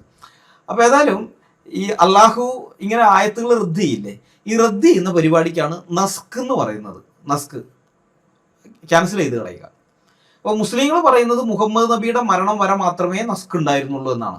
കാരണം മുഹമ്മദ് മരിച്ചതിന് ശേഷം പിന്നെ ജിബ്രീലിൻ്റെ വഹിയും ഒന്നും ഇല്ലല്ലോ, അപ്പോൾ അതുവരെ ഉള്ളൂ നസ്ക്, മുഹമ്മദ് മരിക്കുന്നത് വരെ ഉണ്ടായിരുന്നുള്ളൂ എന്നാണ് പറയുന്നത്. പക്ഷെ നമ്മൾ ചരിത്രം നോക്കിക്കഴിഞ്ഞാൽ മനസ്സിലാകും, ഉമറിൻ്റെ കാലത്ത് ഉമർ ചില ആയത്തുകൾ നസ്ക് ചെയ്തിട്ടുണ്ട്. ഉസ്മാൻ്റെ കാലത്ത് ഇഷ്ടംപോലെ ആയത്തുകളാണ് നസ്ക് ചെയ്തിരിക്കുന്നത്. ഉസ്മാൻ ഖലീഫ ആയിരിക്കുമ്പോൾ ഈ ഉസ്മാനെ കൊല്ലുന്നതിൻ്റെ ഒരു കാരണം തന്നെ അതാ. ഉസ്മാനെ കൊന്നത് പുറമേ ഉള്ളവരൊന്നുമല്ല, മുസ്ലിങ്ങളാണ്. വെറും മുസ്ലിങ്ങളെന്ന് പറഞ്ഞാൽ പോരാ, ഉസ്മാൻ 3-ാം ഖലീഫയാണ്. ഉസ്മാനെ കൊന്നത് 1-ാം ഖലീഫ അബൂബക്കറിൻ്റെ മകനാണ് ഉസ്മാനെ കൊല്ലാൻ കാരണം, പ്രധാന കാരണം ഈ ഖുറാനിൽ ഇങ്ങനെ ഖുറാൻ നാശാഘോഷം വരുത്തി എന്നും പറഞ്ഞിട്ടാണ്. മനസ്സിലായോ? കുറേ ആയത്തുകൾ ആ സമയത്ത് തന്നെ ഉസ്മാനിയ ഖുറാൻ എന്ന് പറയുന്നുണ്ടല്ലോ, ഉസ്മാന്റെ കൽപ്പനയാൽ എഴുതിയുണ്ടാക്കിയ ഖുറാനുകൾ, അതിനെതിരെ അക്കാലഘട്ടത്തിൽ ഇബ്നു മസൂദ് അടക്കമുള്ള പല ആൾക്കാരും സംസാരിക്കുന്നുണ്ട്. എൻ്റെ കൈവശമുള്ള ഖുറാനിലെ പല ആയത്തുകളും അതിൽ കാണുന്നില്ലല്ലോ എന്ന്, എൻ്റെ കയ്യിൽ ഇല്ലാത്ത പല ആയത്തുകളും അവിടെ കാണുന്നുണ്ടല്ലോ എന്ന് കുറേ പേര് പറഞ്ഞിട്ടുണ്ട്, ഒരാളൊന്നുമല്ല. അപ്പം ഞാൻ പറഞ്ഞത് ഈ നസ്ക് എന്ന് പറയുന്നത് അത് മുഹമ്മദിൻ്റെ കാലത്ത് മാത്രമല്ല, അത് ഉമറിൻ്റെ കാലത്തും ഉസ്മാൻ്റെ കാലത്തും ഒക്കെ ഉണ്ടായിട്ടുണ്ട്. ഓക്കെ, ഇപ്പം അതല്ല നമ്മുടെ ഇവിടുത്തെ വിഷയം, അതുകൊണ്ട് ഞാൻ വിടുകയാണ്. പക്ഷെ അത് രസകരമായ വിഷയമാണ്, ഈ ഖുറാൻ്റെ ക്രോഡീകരണ ചരിത്രം. ഇവിടുത്തെ വിഷയം ഇപ്പോഴത്തെ നമ്മളിപ്പോൾ പറഞ്ഞുകൊണ്ടിരിക്കുന്നതാണല്ലോ. ഈ ആധുനിക കാലത്ത് ഇന്ത്യൻ പീനൽ കോഡ് എഴുതിയ തോമസ് ബാബിങ്ടൺ മെക്കാളയും ഇന്ത്യൻ ഭരണഘടന എഴുതിയ ഡോക്ടർ ഭീംറാവു അംബേദ്കറും ഖുറാൻ ആയത്തുകളെ നസ്ക് ചെയ്തിരിക്കുകയാണ്, അഥവാ റദ്ദാക്കിയിരിക്കുകയാണ്. അത് ഖുറാനിൽ നിന്ന് ചെയ്തു എന്നല്ല ഞാൻ പറയുന്നത്. ഇവിടെ ഇന്ത്യയിൽ ജീവിക്കുന്ന മുസ്ലിങ്ങളുടെ ജീവിതത്തിനെ സംബന്ധിച്ച് അവരുടെ ജീവിതത്തിൽ നോക്കുമ്പോൾ ഈ ആയത്തുകളൊക്കെ ഇവർ ഇന്ത്യൻ പീനൽ കോഡ് അല്ലെങ്കിൽ ഇപ്പം ഭാരതീയ ന്യായ സംഹിത ആയാലും ഭരണഘടനയായാലും നസ്ക് ചെയ്തിരിക്കുകയാണ്. മുസ്ലിങ്ങൾക്ക് എന്തെങ്കിലും സമാധാനത്തോടെ ജീവിക്കണമെങ്കിൽ അത് അള്ളാഹുവിൻ്റെ കൽപ്പനകൾ അനുസരിച്ചുകൊണ്ട്, അള്ളാഹുവിൻ്റെ ആയത്തുകൾ അനുസരിച്ചുകൊണ്ട് അങ്ങനെ ജീവിക്കാൻ പറ്റില്ല. അത് മെക്കാളയും അംബേദ്കറും നസ്ക് ചെയ്തു, റദ്ദ് ചെയ്തിരിക്കുകയാണ്. പകരം അവിടെ ഇന്ത്യൻ ഭരണഘടനയും ഇന്ത്യൻ പീനൽ കോഡും ഇപ്പോഴാണെങ്കിൽ ഭാരതീയ ന്യായ സംഹിതയും വെച്ചിരിക്കുകയാണ്. ഇങ്ങനെ പകരം വെക്കുന്ന പരിപാടിക്ക് പറയുന്ന പേരാണ് മൻസൂഖ്. നസ്ക് എന്ന് പറഞ്ഞാൽ റദ്ദ് ചെയ്യുക, മൻസൂഖ് എന്ന് പറഞ്ഞാൽ പകരം വെക്കുന്ന സാധനമാണ്. അപ്പോൾ ഖുറാനകത്ത് വേറെ വേറെ ആയത്തുകളാണ് വന്നുകൊണ്ടിരുന്നത് മൻസൂഖ് ചെയ്തത്. എന്നാൽ ഇന്ത്യയിലെ മുസ്ലിങ്ങളെ സംബന്ധിച്ച് മൻസൂഖ് ചെയ്തിരിക്കുന്നത്, റീപ്ലേസ് ചെയ്തിരിക്കുന്നത് ഭാരതീയ ന്യായ സംഹിത, ഇപ്പോൾ മുൻപ് ഇന്ത്യൻ പീനൽ കോഡ്, അതുപോലെ ഭരണഘടന, ഇതൊക്കെയാണ്. ഇത് എന്തൊരു ഗതികെട്ട അവസ്ഥയാണെന്ന് നോക്കിയേ. സ്വന്തം മതഗ്രന്ഥത്തിൽ പറഞ്ഞിരിക്കുന്ന കാര്യങ്ങൾ ഫോളോ ചെയ്ത് ജീവിക്കാൻ പറ്റുന്നില്ല. ഫോളോ ചെയ്ത് ജീവിക്കുകയാണെങ്കിൽ അകത്ത് കിടക്കേണ്ടുന്ന സ്ഥിതി, പോലീസ് അന്വേഷിച്ച് വീട്ടിൽ വരും, അല്ലെങ്കിൽ NIA അന്വേഷിച്ച് വരുന്ന അവസ്ഥ. എന്തൊരു ഗതികെട്ട ജീവിതം. ഈ ഇന്ത്യൻ നിയമവ്യവസ്ഥയിൽ ഒരു പുരാതന മതഗ്രന്ഥത്തെയോ ചരിത്രരേഖയെയോ അത് എഴുതപ്പെട്ട കാലഘട്ടത്തിൻ്റെ പശ്ചാത്തലത്തിലാണ് സാധാരണയായിട്ട് സർക്കാരായാലും കോടതിയായാലും കാണാറുള്ളത്. അപ്പോൾ അതിനകത്ത് എഴുതി വെച്ചിട്ടുണ്ട് ശരി, അത് അങ്ങനെ തന്നെ ഇരിക്കട്ടെ, നമ്മളതൊന്നും ചെയ്യാൻ പോകണ്ട എന്നുള്ളത് പറയും. പക്ഷെ അത് ഫോളോ ചെയ്യാൻ നോക്കിയാൽ പ്രശ്നമാണ്. മുസ്ലിങ്ങളെ നിങ്ങളുടെ കിതാബിനകത്ത് മാത്രം ഈ ആയത്തുകൾ ഇരുന്നാൽ പ്രശ്നമില്ല. ഇതൊരു മുസ്ലിം അല്ലെങ്കിൽ ഒരു മുസ്ലിം സംഘടന ഇത് പ്രാക്ടീസ് ചെയ്യുകയോ വേറെ ആൾക്കാരുടെ ഒരു മുസ്ലിമിനോടോ അല്ലെങ്കിൽ മുസ്ലിം സംഘടനകളോ അല്ലെങ്കിൽ മൊത്തം മുസ്ലിങ്ങളോടോ ഈ ആയത്തുകൾ പ്രാക്ടീസ് ചെയ്യണമെന്ന് ആവശ്യപ്പെടുകയോ ചെയ്താൽ അപ്പം പിന്നെ ഞാൻ നേരത്തെ പറഞ്ഞില്ലേ, IPC 153A, IPC 295A, IPC 505, IPC 115, IPC 506 തുടങ്ങിയ പല വകുപ്പുകൾ പ്രകാരം അവർക്കെതിരെ കർശനമായിട്ടുള്ള ക്രിമിനൽ കേസ് വരും, സർക്കാർ കേസെടുക്കും. പിന്നെ ഭരണഘടനയുടെ ലംഘനമുണ്ട്. ഭരണഘടനയുടെ ആർട്ടിക്കിൾ 25 ഉണ്ട്. ഒരു ഇന്ത്യൻ പൗരന് ഇഷ്ടമുള്ള മതത്തിൽ വിശ്വസിക്കാനും അത് ആചരിക്കാനും പ്രചരിപ്പിക്കാനുമുള്ള സ്വാതന്ത്ര്യം. അതാണ് ആർട്ടിക്കിൾ 25. അതായത് മതസ്വാതന്ത്ര്യം ഉറപ്പ് നൽകുന്ന ആർട്ടിക്കിളാണത്. അതിൻ്റെ ലംഘനമാണ് ഈ സൂറ 9:5. കാരണം ബഹുദൈവ വിശ്വാസിയോട് പറയുന്നത് മതം മാറിയില്ലെങ്കിൽ തട്ടിക്കളയുന്നതാണല്ലോ. അപ്പോൾ 25 അവിടെ വരുന്നില്ല. അതുപോലെ തന്നെ 21, ആർട്ടിക്കിൾ 21 ഉണ്ട്. ഇത് ജീവിക്കാനുള്ള അന്തസ്സോടെ ജീവിക്കാനുള്ള അവകാശമാണ്. സമാധാനപൂർണ്ണമായിട്ട് അന്തസ്സോടെ ജീവിക്കാനുള്ള അവകാശം. ഇത് ഇന്ത്യൻ പൗരന്മാർക്ക് മാത്രമല്ല വിദേശികൾക്കും ഒരുപോലെ ബാധകമായിട്ടുള്ള അല്ലെങ്കിൽ ലഭ്യമായ അവകാശമാണ്. അടിയന്തരാവസ്ഥ കാലത്ത് പോലും റദ്ദാക്കപ്പെടാത്ത അവകാശമാണിത്. കാരണം ഇത് മൗലികമായിട്ടുള്ള അവകാശം റദ്ദാക്കാൻ പറ്റില്ല എന്ന് ഇന്ത്യൻ ഭരണഘടനയെ തന്നെ എഴുതി വെച്ചിട്ടുണ്ട്. അപ്പോൾ ഇന്ത്യൻ ഭരണഘടനയുടെ ഈ 2 ആർട്ടിക്കിളുകളുടെയും നഗ്നമായ ലംഘനമാണ് സൂറ 9:5. ആ ഖുർആനായത്ത് ആരെങ്കിലും ഇന്ത്യയിൽ പ്രായോഗികമാക്കാൻ ശ്രമിച്ചാൽ അത് ഇന്ത്യൻ നിയമപ്രകാരം കടുത്ത ശിക്ഷ ലഭിക്കാവുന്ന രാജ്യദ്രോഹ കുറ്റമായി പരിഗണിക്കപ്പെടും. അത്രയും ഗൗരവമുള്ളതാണ് സൂറ 9:5 പ്രാക്ടീസ് ചെയ്യാൻ ശ്രമിച്ചാലുള്ള പ്രശ്നം. അപ്പോൾ അങ്ങനെയുള്ള ഒരു ആയത്തിനെ മനുഷ്യരാശിക്ക് ഭീഷണിയാണിത് എന്നല്ലാതെ വേറെ എന്താണ് ഒരു ന്യായാധിപന് പറയാൻ കഴിയുക അങ്ങനെയുള്ള ഒരു ആയത്തിന്? ഇസ്ലാം സമാധാനത്തിന്റെ മതമാണെന്ന് പറയുന്ന മുഹമ്മദ് ഈസയെയും അബ്ദുള്ള ബാസിലിനെയും അതുപോലെ അൻസാരി സുഹ്രിയെയും പിന്നെ നിങ്ങളുടെ വാടക സംവാദകൻ രാഹുൽ ഈശ്വറിനെയും ഞാൻ വെല്ലുവിളിക്കുകയാണ്. ഡൽഹി മെട്രോപൊളിറ്റൻ കോടതിക്ക് തെറ്റുപറ്റിയതാണെന്നും ഇസ്ലാം സമാധാനത്തിന്റെ മതമാണെന്നും സൂറ 9:5 അത് സമാധാനം പ്രസരിപ്പിക്കുന്ന ആയത്താണെന്നും അത് ഇന്ത്യൻ ഭരണഘടനയെയോ ഇന്ത്യൻ ന്യായ സംഹിതയെയോ ഒരു വിധത്തിലും ലംഘിക്കുന്നില്ല എന്ന് തെളിയിക്കാൻ ഞാൻ നിങ്ങളെ വെല്ലുവിളിക്കുകയാണ്. ഇങ്ങനെ ഒരു വെല്ലുവിളി ഞാൻ മുന്നോട്ട് വയ്ക്കുമ്പോൾ ദാവാക്കാരുടെ പ്രതികരണം എന്തായിരിക്കും എന്നെനിക്കറിയാം. കൊല്ലം കുറേ ആയാലും ഇവരെ കാണാൻ തുടങ്ങിയിട്ട്. വാട്ട് അബൌട്ടിസം എന്ന ലോജിക്കൽ ഫാലസി ആയിരിക്കും അവരെടുത്തുകൊണ്ട് വരിക. ഈ വാട്ട് അബൌട്ടിസം എന്ന് പറഞ്ഞാൽ ഞങ്ങൾ മാത്രമല്ല അവരും ഉണ്ട് എന്ന് പറയാറില്ലേ, ആ പരിപാടിയാണ്. അതായത് ഇവരെന്ത് ചെയ്യുന്നറിയോ, പഴയ നിയമം എടുത്തുകൊണ്ട് വരും. പഴയ നിയമത്തിൽ നിന്നുള്ള ചില വാക്യങ്ങളൊക്കെ കാണിച്ചിട്ട് പറയും ഇത് ഞങ്ങൾക്ക് മാത്രമല്ല നിങ്ങൾക്കും ബാധകമല്ലേ, പഴയ നിയമത്തിൽ ഇങ്ങനെ കുറേ കൽപ്പനകളുണ്ടല്ലോ, ക്രിസ്ത്യാനികൾക്ക് ഈ കൽപ്പനകളൊക്കെ അനുസരിച്ച് ഇന്ത്യയിൽ ജീവിക്കാൻ പറ്റുമോ എന്ന് തിരിച്ചു ചോദിക്കും. അതാണ് സംഭവിക്കാൻ പോകുന്നതെന്ന് എനിക്ക് നന്നായിട്ട് അറിയാം. അതുകൊണ്ട് അതിനുള്ള മറുപടിയും ഞാൻ ഇപ്പം തന്നെ തരാം. പഴയ നിയമത്തിലെ യുദ്ധങ്ങളും കടുത്ത ശിക്ഷാ നിയമങ്ങളും ലോകമെമ്പാടുമുള്ള സകല മനുഷ്യർക്കും എല്ലാ കാലത്തേക്കും നൽകപ്പെട്ട സാർവത്രിക നിയമങ്ങളല്ല എന്ന് നിങ്ങൾ ആദ്യം അറിയുക. അത് അന്ന് ഈജിപ്തിൽ നിന്നും പുറപ്പെട്ടു വന്ന ഇസ്രായേൽ എന്ന ഒരൊറ്റ ജനതയ്ക്ക് അവർ ജീവിക്കാൻ പോകുന്ന ആ ഒരു ഭൂപ്രദേശത്ത് മാത്രം, അതായത് കനാൻ ദേശത്ത് മാത്രം പാലിക്കാൻ വേണ്ടി നൽകപ്പെട്ട ഭരണഘടനാപരമായ നിയമങ്ങളായിരുന്നു. അതായത് അവരുടെ രാഷ്ട്രീയ നിയമങ്ങൾ, ആത്മീയ നിയമങ്ങളല്ല, ഭരണഘടനാപരമായിട്ടുള്ള അല്ലെങ്കിൽ രാഷ്ട്രീയപരമായിട്ടുള്ള നിയമങ്ങളാണത്. ആ രാഷ്ട്രത്തിൻ്റെ അകത്തെ പൗരൻ എന്നുള്ള നിലയിൽ എങ്ങനെ ജീവിക്കണം എന്നുള്ളത്, പൗരൻ എന്നുള്ള രാഷ്ട്രം എന്നുള്ള നിലയിൽ ചുറ്റുപാടുള്ള രാഷ്ട്രങ്ങളോട് ഇടപെടേണ്ടത് എങ്ങനെ ഇത്യാദി കാര്യങ്ങൾ, ഇത് ആത്മീയമായ കാര്യങ്ങളെ അല്ല. ഇത് ആവർത്തന പുസ്തകം 12:1 വായിച്ചാൽ കൃത്യമായിട്ട് നമുക്ക് മനസ്സിലാകും. അത് ഏറ്റവും വലിയ തെളിവാണ് ഞാൻ ഈ പറഞ്ഞ കാര്യത്തിന്. ഞാനതൊന്ന് വായിക്കാം. നിന്റെ പിതാക്കന്മാരുടെ ദൈവമായ യഹോവ നിനക്ക് അവകാശമായി തരുന്ന ദേശത്ത് നിങ്ങൾ ഭൂമിയിൽ ജീവിച്ചിരിക്കുന്ന നാളെല്ലാം പ്രമാണിച്ച് നടക്കേണ്ടുന്ന ചട്ടങ്ങളും വിധികളും ആവിത് എന്ന് പറഞ്ഞിട്ടാണ് അതങ്ങ് തുടരുന്നത്. അപ്പോൾ കൃത്യമായിട്ടിവിടെ പറയുന്നുണ്ട് ഈ നിയമങ്ങൾ ഇസ്രായേൽ രാഷ്ട്രത്തിൻ്റെ അതിർത്തിക്ക് പുറത്ത് ബാധകമായിരുന്നില്ല. ഇസ്രായേൽ രാജ്യത്തിൻ്റെ അതിർത്തിക്കുള്ളിൽ മാത്രമാണ് ഈ ചട്ടങ്ങളും വിധികളും ഒരു ഇസ്രായേലിയൻ പ്രമാണിക്കേണ്ടത്. ഇന്നത്തെ കാലത്ത് ഇന്ത്യയിലോ അമേരിക്കയിലോ യൂറോപ്പിലോ ആഫ്രിക്കയിലോ ജീവിക്കുന്ന ഒരു ക്രിസ്ത്യാനിയും പഴയ നിയമത്തിലെ ഈ രാഷ്ട്രീയ നിയമങ്ങൾ പാലിക്കാൻ ബാധ്യസ്ഥനല്ല. കാരണം അവ ആത്മീയ നിയമങ്ങളായിരുന്നില്ല, ഒരു പ്രത്യേക കാലഘട്ടത്തിലെ സിവിൽ നിയമങ്ങൾ മാത്രമായിരുന്നു. ഇനി ഒരു ഇസ്രായേലിനെ സംബന്ധിച്ചു, ഒരു ഇസ്രായേൽ വിട്ട് പുറത്തു പോയി കഴിഞ്ഞാൽ ഏത് രാജ്യത്തായാലും, ഇപ്പോൾ അമേരിക്കയിലോ യൂറോപ്പിലോ എവിടെ താമസിക്കുന്നവനായാലും അവനും ഇത്തരം നിയമങ്ങൾ ബാധകമല്ല. അതും നിങ്ങൾ അറിഞ്ഞിരിക്കണം. ഈ പഴയ നിയമത്തിലെ യുദ്ധങ്ങൾ, ഇസ്ലാമിൻ്റെ യുദ്ധങ്ങൾ പോലെ അന്യമതസ്ഥരെ നിർബന്ധിതമായി മതം മാറ്റാനോ സാമ്രാജ്യം വികസിപ്പിക്കാനോ വേണ്ടിയുള്ളതായിരുന്നില്ല. അങ്ങനത്തെ ഒരു കാര്യമേ ഇല്ല അതിനകത്ത്. അങ്ങനെ ഉണ്ടായിരുന്നെങ്കിൽ, അത്തരം വല്ല കൽപ്പനയും അതിനകത്ത് ഉണ്ടായിരുന്നെങ്കിൽ, ഈ 1400 കൊല്ലം മുമ്പ് ഉണ്ടായ ഇസ്ലാമിനകത്ത് ഇത്തരം കൽപ്പനകളൊക്കെ ഉള്ളതുകൊണ്ടാണ് ഇസ്ലാം മതം ഇന്ന് ഇത്രയും എത്തിയിരിക്കുന്നത്. നിർബന്ധിതമായിട്ട് യുദ്ധം ചെയ്ത് മറ്റുള്ളവരെ മതം മാറ്റുക, നിർബന്ധിത മതം മാറ്റുക എന്നൊക്കെ പറഞ്ഞ് എഴുതി വെച്ചിരിക്കുന്നതുകൊണ്ടാണ് ഇങ്ങനെയൊക്കെ ആയിരിക്കുന്നത്. അപ്പോൾ 1400 കൊല്ലം മുമ്പ് ഉണ്ടായവർക്ക് ഇത്രയും വളരാൻ പറ്റുമെങ്കിൽ 3500 കൊല്ലം മുമ്പുള്ളവർക്ക് എത്ര വളരാൻ പറ്റും എന്ന് ആലോചിച്ചാൽ മതി. അവർക്ക് അതിനുള്ള ബുദ്ധി ഉണ്ടായിരുന്നു, കഴിവുണ്ടായിരുന്നു. പക്ഷെ അങ്ങനെയുള്ള കൽപ്പനയൊന്നുമില്ല. അതുപോലെ അവരുടെ രാജ്യം വികസിപ്പിക്കുക, സാമ്രാജ്യമാക്കി മാറ്റുക, അങ്ങനെയുള്ള കൽപ്പനയും കൊടുത്തിരുന്നില്ല. അതുകൊണ്ടാണ് ഇസ്രായേൽ എപ്പോഴും ഒരു ചെറിയ പൊട്ട് പോലെ അങ്ങനെ തന്നെ നിന്നിരുന്നത്. മനസ്സിലായ? ദാവീദിനെ പോലെയൊക്കെയുള്ള ശക്തരായ രാജാക്കന്മാരുണ്ടായ സമയത്തും അവരുടെ രാജ്യം അതിൽ കൂടുതൽ ഒരളവുണ്ടായിരുന്നു. ആ രാജ്യത്തിൻ്റെ അതിർത്തി അത് വിട്ടിട്ട് പുറത്തേക്കൊന്നും പോയിട്ടില്ല. അപ്പോൾ എന്തുകൊണ്ടാണ് ഈ കനാന്യരെ നശിപ്പിക്കാൻ ദൈവം പറഞ്ഞതെന്ന് വെച്ച് കഴിഞ്ഞാൽ അതിന് വേറെ കാരണങ്ങളാണ്. അതായത് നൂറുകണക്കിന് വർഷങ്ങളായി കടുത്ത ധാർമ്മിക അധപ്പതനത്തിലും സ്വന്തം കുഞ്ഞുങ്ങളെ തീയിലിട്ട് ചുട്ടുകൊല്ലുന്നത് ഉൾപ്പെടെയുള്ള പൈശാചിക ആചാരങ്ങളിലും ഏർപ്പെട്ടിരുന്ന കനാൻ ദേശക്കാർക്ക് ദൈവം നൽകിയ ശിക്ഷാവിധിയായിരുന്നു അത്. ഈ കുറേ ദേവന്മാരുണ്ട് അവർക്ക്.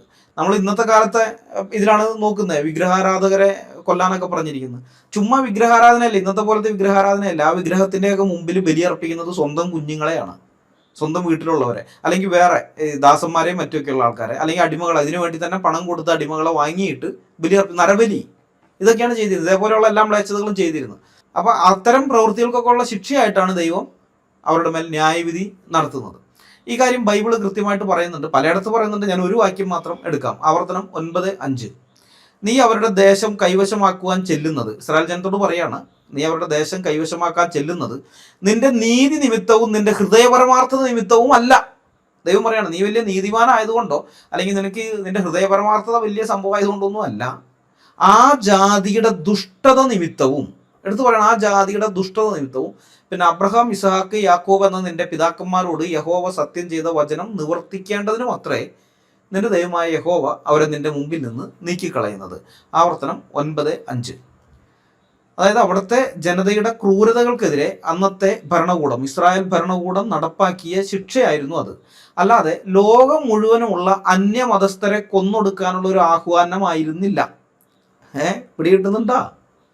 ഒരു ക്രിസ്ത്യാനിയെ സംബന്ധിച്ച് അവൻ ജീവിക്കേണ്ടത് പഴയ നിയമത്തിലെ രാഷ്ട്രീയ നിയമങ്ങൾ അനുസരിച്ചല്ല, മറിച്ച് യേശുക്രിസ്തു സ്ഥാപിച്ച പുതിയ നിയമത്തിന്റെ അടിസ്ഥാനത്തിലാണ്. യേശുക്രിസ്തു വന്നതോടുകൂടി ദൈവരാജ്യം എന്നത് ഒരു ഭൂമിശാസ്ത്രപരമായ രാഷ്ട്രമല്ലാതായിട്ട് മാറി. ഭൂമിശാസ്ത്രപരമായ അതിർത്തികളുള്ള രാഷ്ട്രമല്ല, മറിച്ച് അതൊരു ആത്മീയ രാജ്യമായിട്ട് തീർന്നു. ഈ മാറ്റം യേശുക്രിസ്തു തന്നെ പിലാത്തോസിനോട് വ്യക്തമാക്കുന്നുണ്ട്. യോഹന്നാന്റെ സുവിശേഷം 18-36 വാക്യം. കർത്താവ് പിലാത്തോസിനോട് പറയുകയാണ്, എൻ്റെ രാജ്യം ഐഹികമല്ല. എൻ്റെ രാജ്യം ഐഹികമായിരുന്നുവെങ്കിൽ എന്നെ യഹൂദന്മാരുടെ കയ്യിൽ ഏൽപ്പിക്കാതെ വണ്ണം എൻ്റെ ചേവകർ പോരാടുമായിരുന്നു. എന്നാൽ എൻ്റെ രാജ്യം ഐഹികമല്ല എന്ന് യേശു ഉത്തരം പറഞ്ഞു. യോഹന്നാൻ 18:36. ഇതുകൂടാതെ യേശുവിനെ പിടിക്കാൻ വന്നവരെ വെട്ടാൻ വാളോങ്ങിയ പത്രോസിനോട് യേശു കൽപ്പിക്കുന്നത് ഇങ്ങനെയാണ്. മത്തായി 26:52. വാൾ ഉറയിലിടുക, വാൾ എടുക്കുന്നവരൊക്കെയും വാളാൽ നശിച്ചു പോകും. അതായത് ക്രിസ്ത്യാനിത്വത്തിൽ ശാരീരികമായ യുദ്ധങ്ങൾക്കോ വിശ്വാസത്തിൻ്റെ പേരിൽ ആയുധമെടുക്കുന്നതിനോ യാതൊരു സ്ഥാനവുമില്ല എന്ന് ക്രിസ്തു തന്നെ അസന്നിഗ്ധമായി പ്രഖ്യാപിച്ചിരിക്കുകയാണ്. നിങ്ങളെ വിശ്വാസത്തിന് വേണ്ടി അല്ലെങ്കിൽ ദൈവത്തിന് വേണ്ടി വാളെടുക്കേണ്ട കാര്യമില്ല. ഞങ്ങളുടെ ദൈവത്തെ സംരക്ഷിക്കാൻ ഞങ്ങളുടെ ദൈവത്തിന് അറിയാം, മനുഷ്യൻ്റെ സംരക്ഷണം ആവശ്യമില്ല. അതുകൊണ്ടാണ് പറഞ്ഞത്, നീ വാൾ ഉറയിലിട്, എൻ്റെ കാര്യത്തിന് വേണ്ടി നീ വാളെടുക്കേണ്ടതില്ല എന്ന്. ഇപ്പോൾ പുതിയ നിയമം അനുസരിച്ച് ഒരു ക്രിസ്ത്യാനിക്ക് വ്യക്തിപരമായി മനുഷ്യരോട് യുദ്ധം ചെയ്യാൻ അനുവാദമില്ല. അവരുടെ യുദ്ധം തികച്ചും ആത്മീയമാണ്. ഇത് എഫേസ്യ ലേഖനത്തിൽ നമ്മൾ വായിക്കുന്നുണ്ട്, എഫേസ്യർ 6:12. നമുക്ക് പോരാട്ടമുള്ളത് ജഡരക്തങ്ങളോടല്ല, വാഴ്ചകളോടും അധികാരങ്ങളോടും ഈ അന്ധകാരത്തിന്റെ ലോകാധിപതികളോടും സ്വർലോകങ്ങളിലെ ദുഷ്ടാത്മസേനയോടും അത്രേ. എഫേസ്യർ 6:12.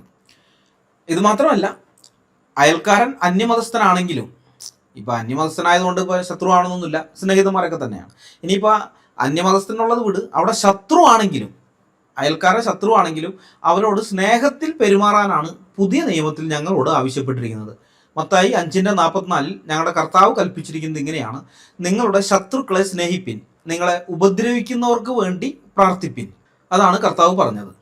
അപ്പം അതുകൊണ്ട് നിങ്ങൾ ഈ പഴയ നിയമം എടുത്തുകൊണ്ട് വന്ന് ക്രിസ്ത്യാനികൾക്ക് ഈ നിയമം ഇങ്ങനെയൊക്കെ എഴുതി വെച്ചിട്ടുണ്ടല്ലോ, അപ്പോൾ അതുകൊണ്ട് ക്രിസ്ത്യാനികൾക്ക് ഈ ബൈബിളും പിടിച്ച് ഇന്ത്യയിൽ ജീവിക്കാൻ കഴിയുമോ എന്ന് ചോദിച്ചാൽ അതിനുള്ള വ്യക്തമായ ഉത്തരം കഴിയും എന്ന് തന്നെയാണ്. കാരണം ഒരു ക്രിസ്ത്യാനിയെ സംബന്ധിച്ച് ആയുധമെടുക്കാനും യുദ്ധം ചെയ്യാനുമുള്ള എല്ലാ പഴയ നിയമ കൽപ്പനകളും യേശു ക്രിസ്തുവിലൂടെ എന്നേക്കുമായി റദ്ദാക്കപ്പെട്ടിരിക്കുകയാണ്. ഇന്നത്തെ കാലത്ത് ഏതൊരു ക്രിസ്ത്യാനിയും മതത്തിൻ്റെ പേരിൽ അല്ലെങ്കിൽ വിശ്വാസത്തിൻ്റെ പേരിൽ അതും അല്ലെങ്കിൽ ദൈവത്തിൻ്റെ പേരിൽ ആയുധമെടുക്കുന്നത് ബൈബിൾ പ്രകാരം വലിയ കുറ്റമാണ്, പാപമാണ്. വിശ്വാസത്തിൻ്റെ പേരിൽ അല്ലെങ്കിൽ ദൈവത്തിൻ്റെ പേരിൽ യുദ്ധം ചെയ്യരുതെന്നാണ്. അല്ലാതെ ഒരു പൗരൻ എന്ന നിലയിൽ രാഷ്ട്രത്തെ ശത്രുക്കളിൽ നിന്ന് സംരക്ഷിക്കേണ്ട അവസ്ഥ വരുമ്പോൾ യുദ്ധം ചെയ്യേണ്ടി വന്നാൽ അത് ചെയ്യണം, അത് വേറെ കാര്യം. എന്നാൽ വിശ്വാസത്തിന് വേണ്ടിയിട്ട് ആയുധമെടുക്കേണ്ടതില്ല. അങ്ങനെ ദൈവം അത് അനുവദിക്കുന്നില്ല. ഇസ്ലാമിക പ്രമാണങ്ങളിൽ പറയുന്ന യുദ്ധ നിയമങ്ങൾ പക്ഷെ അങ്ങനെയുള്ളതല്ല കേട്ടോ. അവ ഒരു പ്രത്യേക കാലത്തേക്ക് മാത്രമുള്ളതാണെന്നോ അല്ലെങ്കിൽ ഒരു പ്രത്യേക ഭൂപ്രദേശത്തിനകത്ത് മാത്രം ഉള്ളതാണെന്നോ അല്ലെങ്കിൽ ഇന്നത്തെ മുസ്ലിങ്ങൾക്ക് ആ കൽപ്പനകളൊന്നും ബാധകമല്ലെന്നോ ഖുറാനിലാകട്ടെ ഹദീസുകളിലാകട്ടെ എവിടെയും പറയുന്നില്ല. അവ അന്ത്യനാൾ വരെ സകല മനുഷ്യർക്കും ബാധകമാണെന്നാണ് ഇസ്ലാമിക വിശ്വാസം. ഈ വലിയ വ്യത്യാസം മനസ്സിലാക്കാതെയാണ് പലരും ന്യായീകരണത്തിനായി പഴയ നിയമം എടുത്തുകൊണ്ട് വരുന്നത്. ഏതായാലും അത് ഇവിടെ ചിലവാകില്ല. ഈ അങ്ങാടിയിലേ അത് ചിലവാവില്ല. അത് ചിലവാക്കാൻ നിങ്ങൾ അങ്ങാടി വേറെ നോക്കിക്കോ. ദാവാക്കാരോട് രാഹുൽ ഈശ്വറിനോടുമുള്ള എൻ്റെ വെല്ലുവിളി ഞാൻ ആവർത്തിക്കുകയാണ്.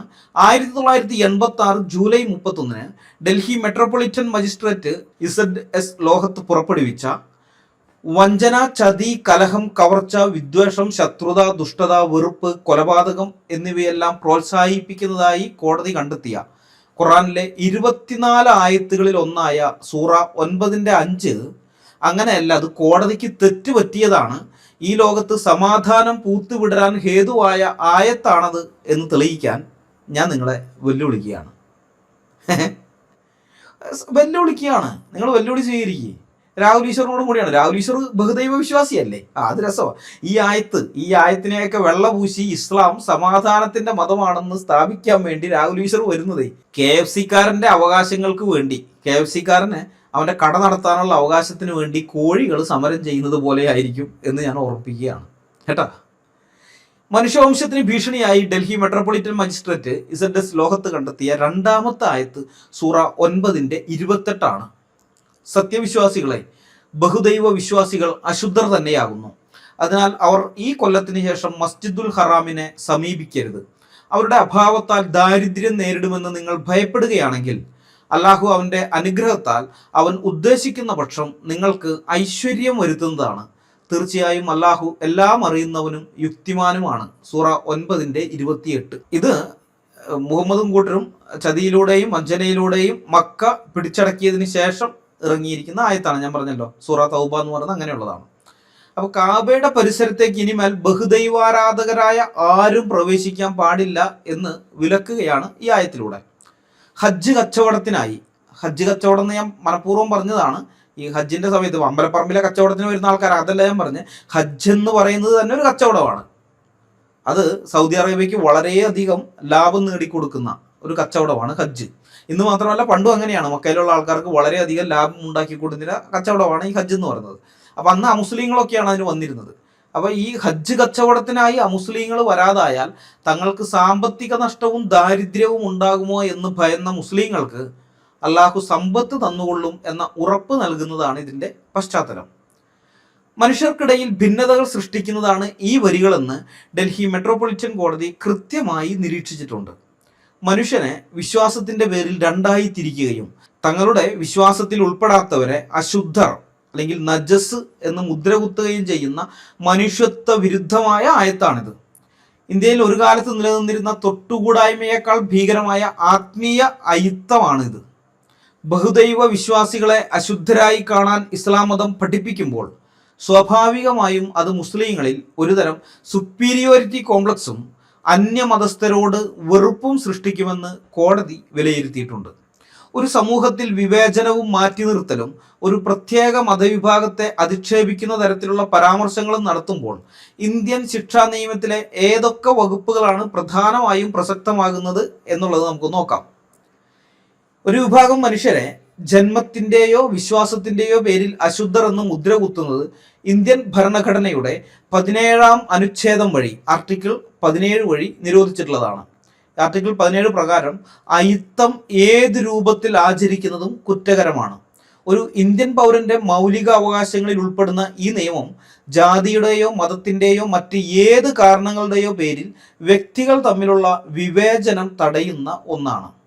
വിദ്വേഷം വളർത്തുന്നതിനും സമൂഹത്തിൽ ചേരിതിരിവ് ഉണ്ടാക്കുന്നതിനും കാരണമാകുന്ന ഇത്തരം പരാമർശങ്ങൾ പരസ്യമായി പ്രചരിപ്പിക്കുന്നത് IPC 153A, അതായത് മതം, വംശം എന്നിവയുടെ പേരിൽ വിവിധ വിഭാഗങ്ങൾക്കിടയിൽ ശത്രുത വളർത്തുന്നത്. അപ്പോൾ 153A പ്രകാരം കടുത്ത കുറ്റമാണ്. രണ്ടാമത്തത് മതവികാരം വ്രണപ്പെടുത്തലും മനഃപൂർവ്വമുള്ള അധിക്ഷേപവും. IPC 295A നമ്മൾ മുമ്പേ നോക്കിയതാണ്. ഏതെങ്കിലും ഒരു പ്രത്യേക ജനവിഭാഗത്തിന്റെ അന്തസ്സിനെയോ അവരുടെ വിശ്വാസങ്ങളെയോ ബോധപൂർവം തരം താഴ്ത്തി കാണിക്കുകയും അപമാനിക്കുകയും ചെയ്യുക. ഇവിടെ അമുസ്ലിങ്ങളെ അശുദ്ധർ എന്ന് വിളിക്കുന്നത്, മുസ്ലിങ്ങളെ എന്നുള്ളതിനേക്കാൾ ഉപരി ബഹുദൈവ വിശ്വാസികളെ അശുദ്ധർ എന്ന് വിളിക്കുന്നത് ആ വിഭാഗത്തിൽപ്പെട്ട മനുഷ്യരുടെ അന്തസ്സിനെ ചോദ്യം ചെയ്യുന്നതും അവരുടെ മതവികാരത്തെ കടുത്ത രീതിയിൽ വ്രണപ്പെടുത്തുന്നതുമാണ്. ഇത് IPC 295 പ്രകാരം ശിക്ഷാർഹമായ കുറ്റമാണ്. ശിക്ഷയെക്കുറിച്ച് ഞാൻ മുമ്പേ പറഞ്ഞു, അതുകൊണ്ട് ഞാനിപ്പോൾ ആവർത്തിക്കുന്നില്ല. മൂന്നാമത്തത് പൊതുസ്ഥലങ്ങളിലോ ആരാധനാലയങ്ങളിലോ പ്രവേശനം നിഷേധിക്കൽ. ഇത് സിവിൽ റൈറ്റ്സ് പ്രൊട്ടക്ഷൻ ആക്ട്സ് 1955 1955 പാസ്സാക്കിയതാണ്. അതിൻ്റെയും അതുപോലെ IPC 505ൻ്റെയും ലംഘനമാണ്. അതായത് ഈ ഇന്ത്യൻ നിയമപ്രകാരം ജാതിയുടെയോ മതത്തിൻ്റെയോ പേരിൽ ഒരാൾക്ക് പൊതു ഇടങ്ങളിലോ നിയമപരമായി പ്രവേശനമുള്ള സ്ഥലങ്ങളിലോ വിലക്കേർപ്പെടുത്താൻ ആർക്കും അവകാശമില്ല. അതായത് ഒരു നിശ്ചിത ഭൂപ്രദേശത്തോ ആരാധനാലയത്തിൻ്റെ ഇത്ര മീറ്റർ ചുറ്റളവ് എന്ന് പറഞ്ഞൊരു പരിധി വെച്ചിട്ട് ആ പരിധിയിലോ ഒരു പ്രത്യേക മതസ്ഥർ പ്രവേശിക്കരുത് എന്ന് ആഹ്വാനം ചെയ്യുന്നത് പൗരാവകാശ ലംഘനമാണ്. ഇന്ത്യയിൽ ഇത് സിവിൽ റൈറ്റ്സ് പ്രൊട്ടക്ഷൻ ആക്ടിൻ്റെയും അതുപോലെ ജനങ്ങൾക്കിടയിൽ ഭിന്നതയുണ്ടാക്കാൻ പ്രസ്താവനകൾ ഇറക്കുന്നതിനെതിരെയും IPC 505ൻ്റെ 2ാം ഉപവകുപ്പ് അത് പ്രകാരം ശിക്ഷാർഹമായിട്ടുള്ള കുറ്റമാണ്, അതിൻ്റെ പരിധിയിലാണ് വരുന്നത്. അപ്പോൾ ഈ ഇന്ത്യൻ കോടതികൾ ഇത്തരം കേസുകൾ കൈകാര്യം ചെയ്യുമ്പോൾ രണ്ട് കാര്യങ്ങൾ എപ്പോഴും വ്യക്തമാക്കാറുണ്ട്. അതായത് ചരിത്രപരമായ മതഗ്രന്ഥങ്ങളിൽ എഴുതി വച്ചിരിക്കുന്ന വരികൾ പുരാതനമായ ഒരു പശ്ചാത്തലത്തിലുള്ളതാണ്. അന്ന് എന്തൊക്കെ നടന്നു അത് നടന്നു കഴിഞ്ഞതാണ്, നമ്മൾ അതിനെപ്പറ്റി ഒന്നും ഇത് ചെയ്യണ്ട, ആ പുസ്തകത്തിലുള്ള കാര്യം നമ്മളൊന്നും തിരുത്താനൊന്നും പോണ്ടത്, അങ്ങനെ തന്നെ ഇരിക്കട്ടെ, അവിടെ തന്നെ ഇരിക്കട്ടെ. പക്ഷേ ആധുനിക ഇന്ത്യയിൽ ഒരു വ്യക്തിയോ അല്ലെങ്കിൽ ഒരു സംഘടനയോ പുസ്തകത്തിൽ കിതാബിനകത്തുള്ള ഈ വരികൾ പ്രാക്ടീസ് ചെയ്താലോ അല്ലെങ്കിൽ പ്രാക്ടീസ് ചെയ്യണമെന്ന് മറ്റാൾക്കാരോട് പറയുകയോ ചെയ്താൽ അത് ഇന്ത്യൻ ഭരണഘടന ഉറപ്പ് നൽകുന്ന സമത്വത്തിനുള്ള അവകാശത്തിൻ്റെയും, അതായത് ആർട്ടിക്കിൾ 14, വിവേചനത്തിനെതിരെയുള്ള അവകാശത്തിൻ്റെയും ആർട്ടിക്കിൾ 15, അയിത്തത്തിനെതിരെയുള്ള അവകാശത്തിൻ്റെയും ആർട്ടിക്കിൾ 17 നഗ്നമായ ലംഘനമായി കണക്കാക്കപ്പെടും. അത്തരം പ്രചാരകർക്കെതിരെ ഞാൻ നേരത്തെ പറഞ്ഞില്ല, IPC വകുപ്പുകൾ പ്രകാരം ജാമ്യമില്ലാ വകുപ്പുകൾ ചുമത്തി കേസെടുക്കും. അതാണ് സ്ഥിതി. അപ്പോൾ സൂറ 9:5 മാത്രമല്ല, സൂറ 9:28 ഒരു മുസ്ലിമിന് ഇന്ത്യയിൽ പ്രാക്ടീസ് ചെയ്യാൻ പറ്റില്ല എന്ന് ചുരുക്കം. കുപ്രസിദ്ധ ഡിജിറ്റൽ ദാവാക്കാരായ മുഹമ്മദീസ, അബ്ദുള്ള ബാസിൽ, അൻസാരി സുഹ്രി എന്നിവർക്കും അവർക്ക് കുടപിടിക്കുന്ന രാഹുൽ ഈശ്വറിനും ഞാൻ ഒരവസരം കൂടി നൽകുകയാണ്. ഡൽഹി മെട്രോപൊളിറ്റൻ കോടതിക്ക് തെറ്റ് പറ്റിയതാണെന്നും ഇസ്ലാം സമാധാനത്തിൻ്റെ മതമായതുകൊണ്ട് സൂറ 9:28 സമാധാനം വഴിഞ്ഞൊഴുകുന്ന ആയത്താണെന്ന് തെളിയിക്കാൻ ഞാൻ നിങ്ങളെ വെല്ലുവിളിക്കുകയാണ്. ആംബിയർ ഉണ്ടെങ്കിൽ ഈ വെല്ലുവിളി ഏറ്റെടുത്തുകൊണ്ട് നിങ്ങളത് തെളിയിച്ച് കാണിക്കുക. നിങ്ങൾ തെളിയിച്ച് കാണിക്കുക. എന്നിട്ട് ഈ ഡൽഹി മെട്രോപൊളിറ്റൻ കോടതി ജഡ്ജി ZS ലോഹത്തിന് 1986 ജൂലൈ 30 നടത്തിയ ആ കോടതി വിധി അത് തെറ്റുപറ്റിയതാണ്, തെറ്റിൻ്റെ അടിസ്ഥാനത്തിൽ വന്ന കോടതി വിധിയാണ് നിങ്ങൾ സ്ഥാപിക്കുക. ഞാൻ നിങ്ങളെ വെല്ലുവിളിക്കണം. അനിൽകുമാർ അയ്യപ്പൻ എന്ന ഞാൻ നിങ്ങളെല്ലാം വെല്ലുവിളിക്കുകയാണ്. രാഹുൽ ഈശ്വറിനെ പ്രത്യേകിച്ച് വെല്ലുവിളിക്കുകയാണ്. രാഹുൽ ഈശ്വർ ഒരു ബഹുദൈവ വിശ്വാസിയല്ലേ? അപ്പോൾ രാഹുൽ ഈശ്വറിനെയൊക്കെ അശുദ്ധർ എന്ന് വിളിച്ച് മാറ്റി നിർത്തുന്ന ഈ ആയത്തിനെ വെള്ളപൂശി ഇസ്ലാം സമാധാനത്തിൻ്റെ മതമാണെന്ന് സ്ഥാപിക്കാൻ വേണ്ടി രാഹുൽ ഈശ്വർ വരുന്നത് തങ്ങളെ അറുത്ത് കറിവയ്ക്കാൻ വെച്ചിരിക്കുന്ന ഹോട്ടലുകാരൻ്റെ അടുക്കള സമാധാനത്തിൻ്റെ കേന്ദ്രമാണെന്ന് തെളിയിക്കാൻ വേണ്ടി പോത്ത് വന്ന് സാക്ഷി പറയുന്നത് പോലെയാണ് എന്ന കാര്യം മറക്കാതിരിക്കുക കേട്ടാ. ഇനി മനുഷ്യവർഗത്തിൻ്റെ സമാധാന ജീവിതത്തിന് ഭീഷണിയായി ഡൽഹി മെട്രോപൊളിറ്റൻ കോടതി കണ്ടെത്തിയ അടുത്ത ആയത്ത് സൂറ 9:123 9:123. സത്യവിശ്വാസികളെ, നിങ്ങളുടെ അടുത്ത് താമസിക്കുന്ന സത്യനിഷേധികളോട് നിങ്ങൾ യുദ്ധം ചെയ്യുക. അവർ നിങ്ങളിൽ രൂക്ഷത കണ്ടെത്തണം. അള്ളാഹു സൂക്ഷ്മത പാലിക്കുന്നവരോടൊപ്പമാണെന്ന് നിങ്ങൾ മനസ്സിലാക്കുകയും ചെയ്യുക. ഇസ്ലാമിക സാമ്രാജ്യത്തിൻ്റെ അതിർത്തികൾ വികസിപ്പിക്കുന്നതുമായി ബന്ധപ്പെട്ട് ഇറങ്ങിയ ആയത്താണിത്.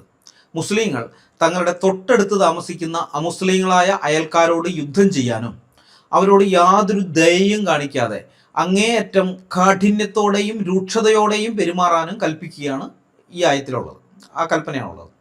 ഈ ആയത്തിൻ്റെ ഭീകരത എത്രത്തോളമാണെന്ന് പോപ്പിന് പോലും പിടികിട്ടിയിട്ടില്ല. ഇവർക്ക് പോപ്പ് വലിയ കാര്യമാണല്ലോ. ഞാൻ വിചാരിച്ച് കത്തോലിക്കർക്ക് മാത്രമാണ് പോപ്പ് വലിയ കാര്യം എന്നാണ്.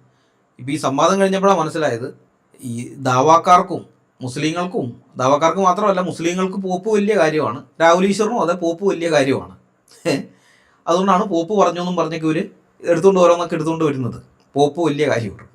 അപ്പോൾ ഏതായാലും ആ പോപ്പിന് പോലും പിടികിട്ടിയിട്ടില്ല ഈ ആയത്തിൻ്റെ ഭീകരത എന്താണെന്ന്. അതുകൊണ്ടാണ് വലിഞ്ഞു കയറി അഭയാർത്ഥികളായി വരുന്ന മുസ്ലിങ്ങൾക്ക് സ്വന്തം വീട് താമസിക്കാനായി വിട്ടുകൊടുക്കണമെന്ന് പോപ്പ് യൂറോപ്പിലുള്ളവരോട് ആവശ്യപ്പെട്ടത്. കുറേ മണ്ടൻ കത്തോലിക്കർ ഈ പോപ്പ് പറഞ്ഞത് അങ്ങനെ തന്നെ അനുസരിക്കുകയും ചെയ്തു. അതിൻ്റെ അനന്തരഫലം ഇപ്പം അവർ അനുഭവിച്ചുകൊണ്ടിരിക്കുകയാണ്. വീട്ടിൽ താമസിക്കാൻ അനുവാദം കൊടുത്തവരോട് അഭയാർത്ഥികൾ ഇപ്പം പറയുന്നതേ, ഞങ്ങളിവിടെ താമസിക്കുകയും നിസ്കരിക്കുകയും ചെയ്തതുകൊണ്ട് ഇത് ഞങ്ങളുടെ വീടായി മാറിയെന്ന്. വഖഫ്, ഞങ്ങളിത് വഖഫ് ചെയ്തിരിക്കുകയാണ്, ഇത് ഞങ്ങളുടെ വീടായി മാറി, നിങ്ങൾ ഇവിടെ നിന്ന് ഇറങ്ങിപ്പോകണം എന്നാണ് പറയുന്നത്. ഒരു സംഭവം രണ്ട് സംഭവം എന്നല്ല, ഇഷ്ടം പോലെയുണ്ട്. എന്നിട്ട് ഇത് എക്സിലൊക്കെ ഇട്ടിട്ട് കരയാണ് ഇവർ, ഈ വീട്ടിലെ ഉടമസ്ഥന്മാർ. ഞങ്ങൾ ഇവർക്ക് അഭയം കൊടുത്ത് ഇവരോട് മനുഷ്യത്വത്തോടെ പെരുമാറി, എന്നിട്ട് ഇപ്പം ഞങ്ങളോട് ഇറങ്ങിപ്പോകാൻ പറയുകയാണെന്നൊക്കെ പറഞ്ഞ് എക്സിലിട്ടിട്ട് കരയാണ്. മാത്രമല്ല ഇറങ്ങിപ്പോകാൻ തയ്യാറല്ലാത്ത ആൾക്കാരെ കത്തിയെടുത്ത് കുത്താൻ പോകുന്നു. അതിൻ്റെ വീഡിയോ ഒക്കെ ഉണ്ട്, കത്തിയെടുത്ത് കുത്തുകയും മറ്റും ചെയ്യുന്ന. അത് എക്സിൽ കിടപ്പുണ്ട് വീഡിയോകൾ.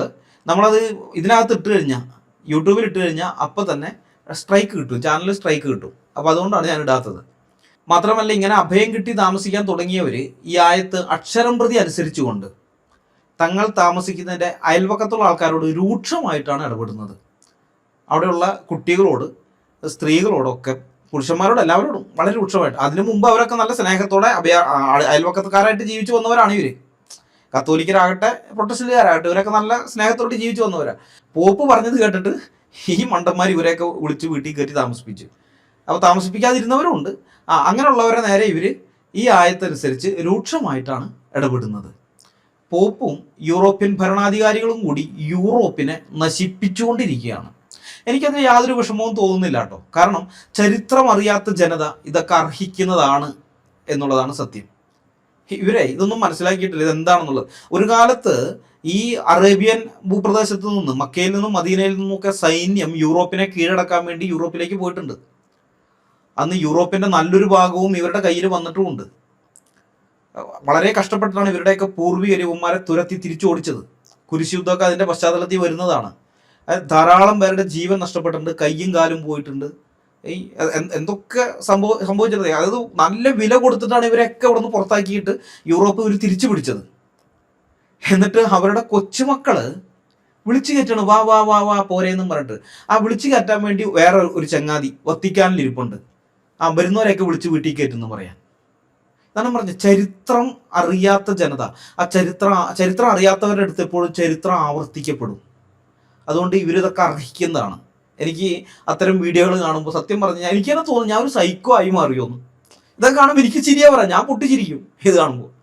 എനിക്കതിനെ തോന്നുന്നു ഇത് ഞാൻ സൈക്കോ ആയി മാറും. അതുപോലെയാണ്. കാരണം അത്രയും കലിപ്പുണ്ട്. ഇത് തെറ്റാണ്, ഇത് ശരിയല്ല എന്ന് പറഞ്ഞ ആൾക്കാരുണ്ട്. ഞങ്ങളെപ്പോലെയുള്ള അപ്പോളജിസ്റ്റുകൾ അവിടെ ആ സമയത്ത് ഇവരെ എടുക്കുമ്പോൾ 2015 സമയത്തൊക്കെ.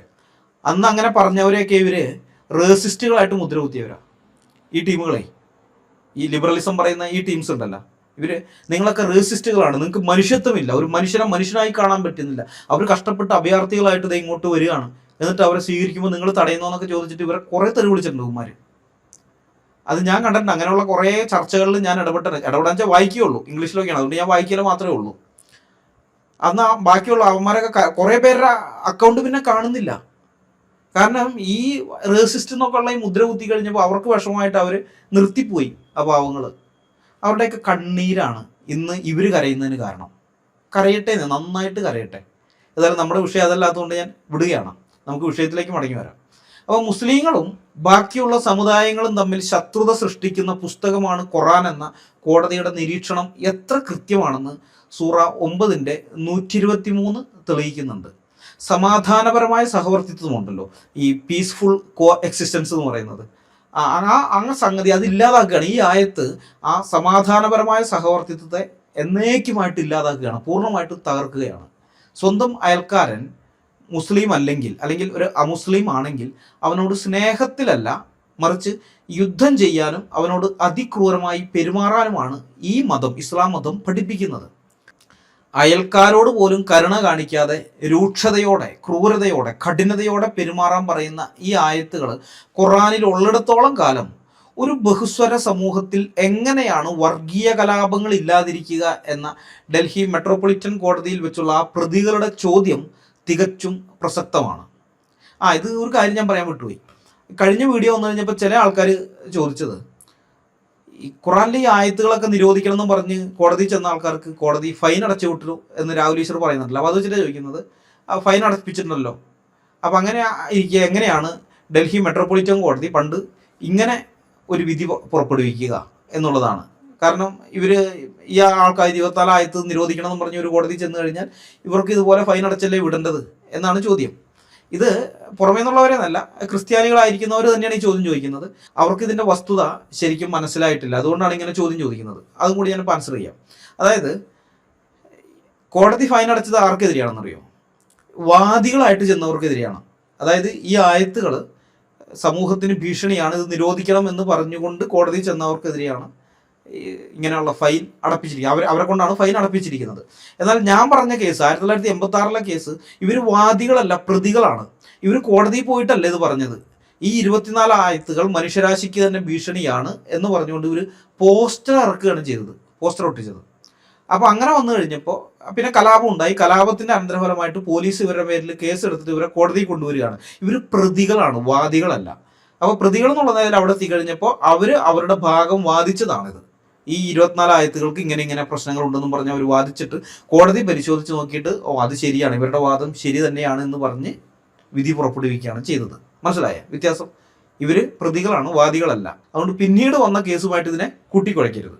ഓക്കെ.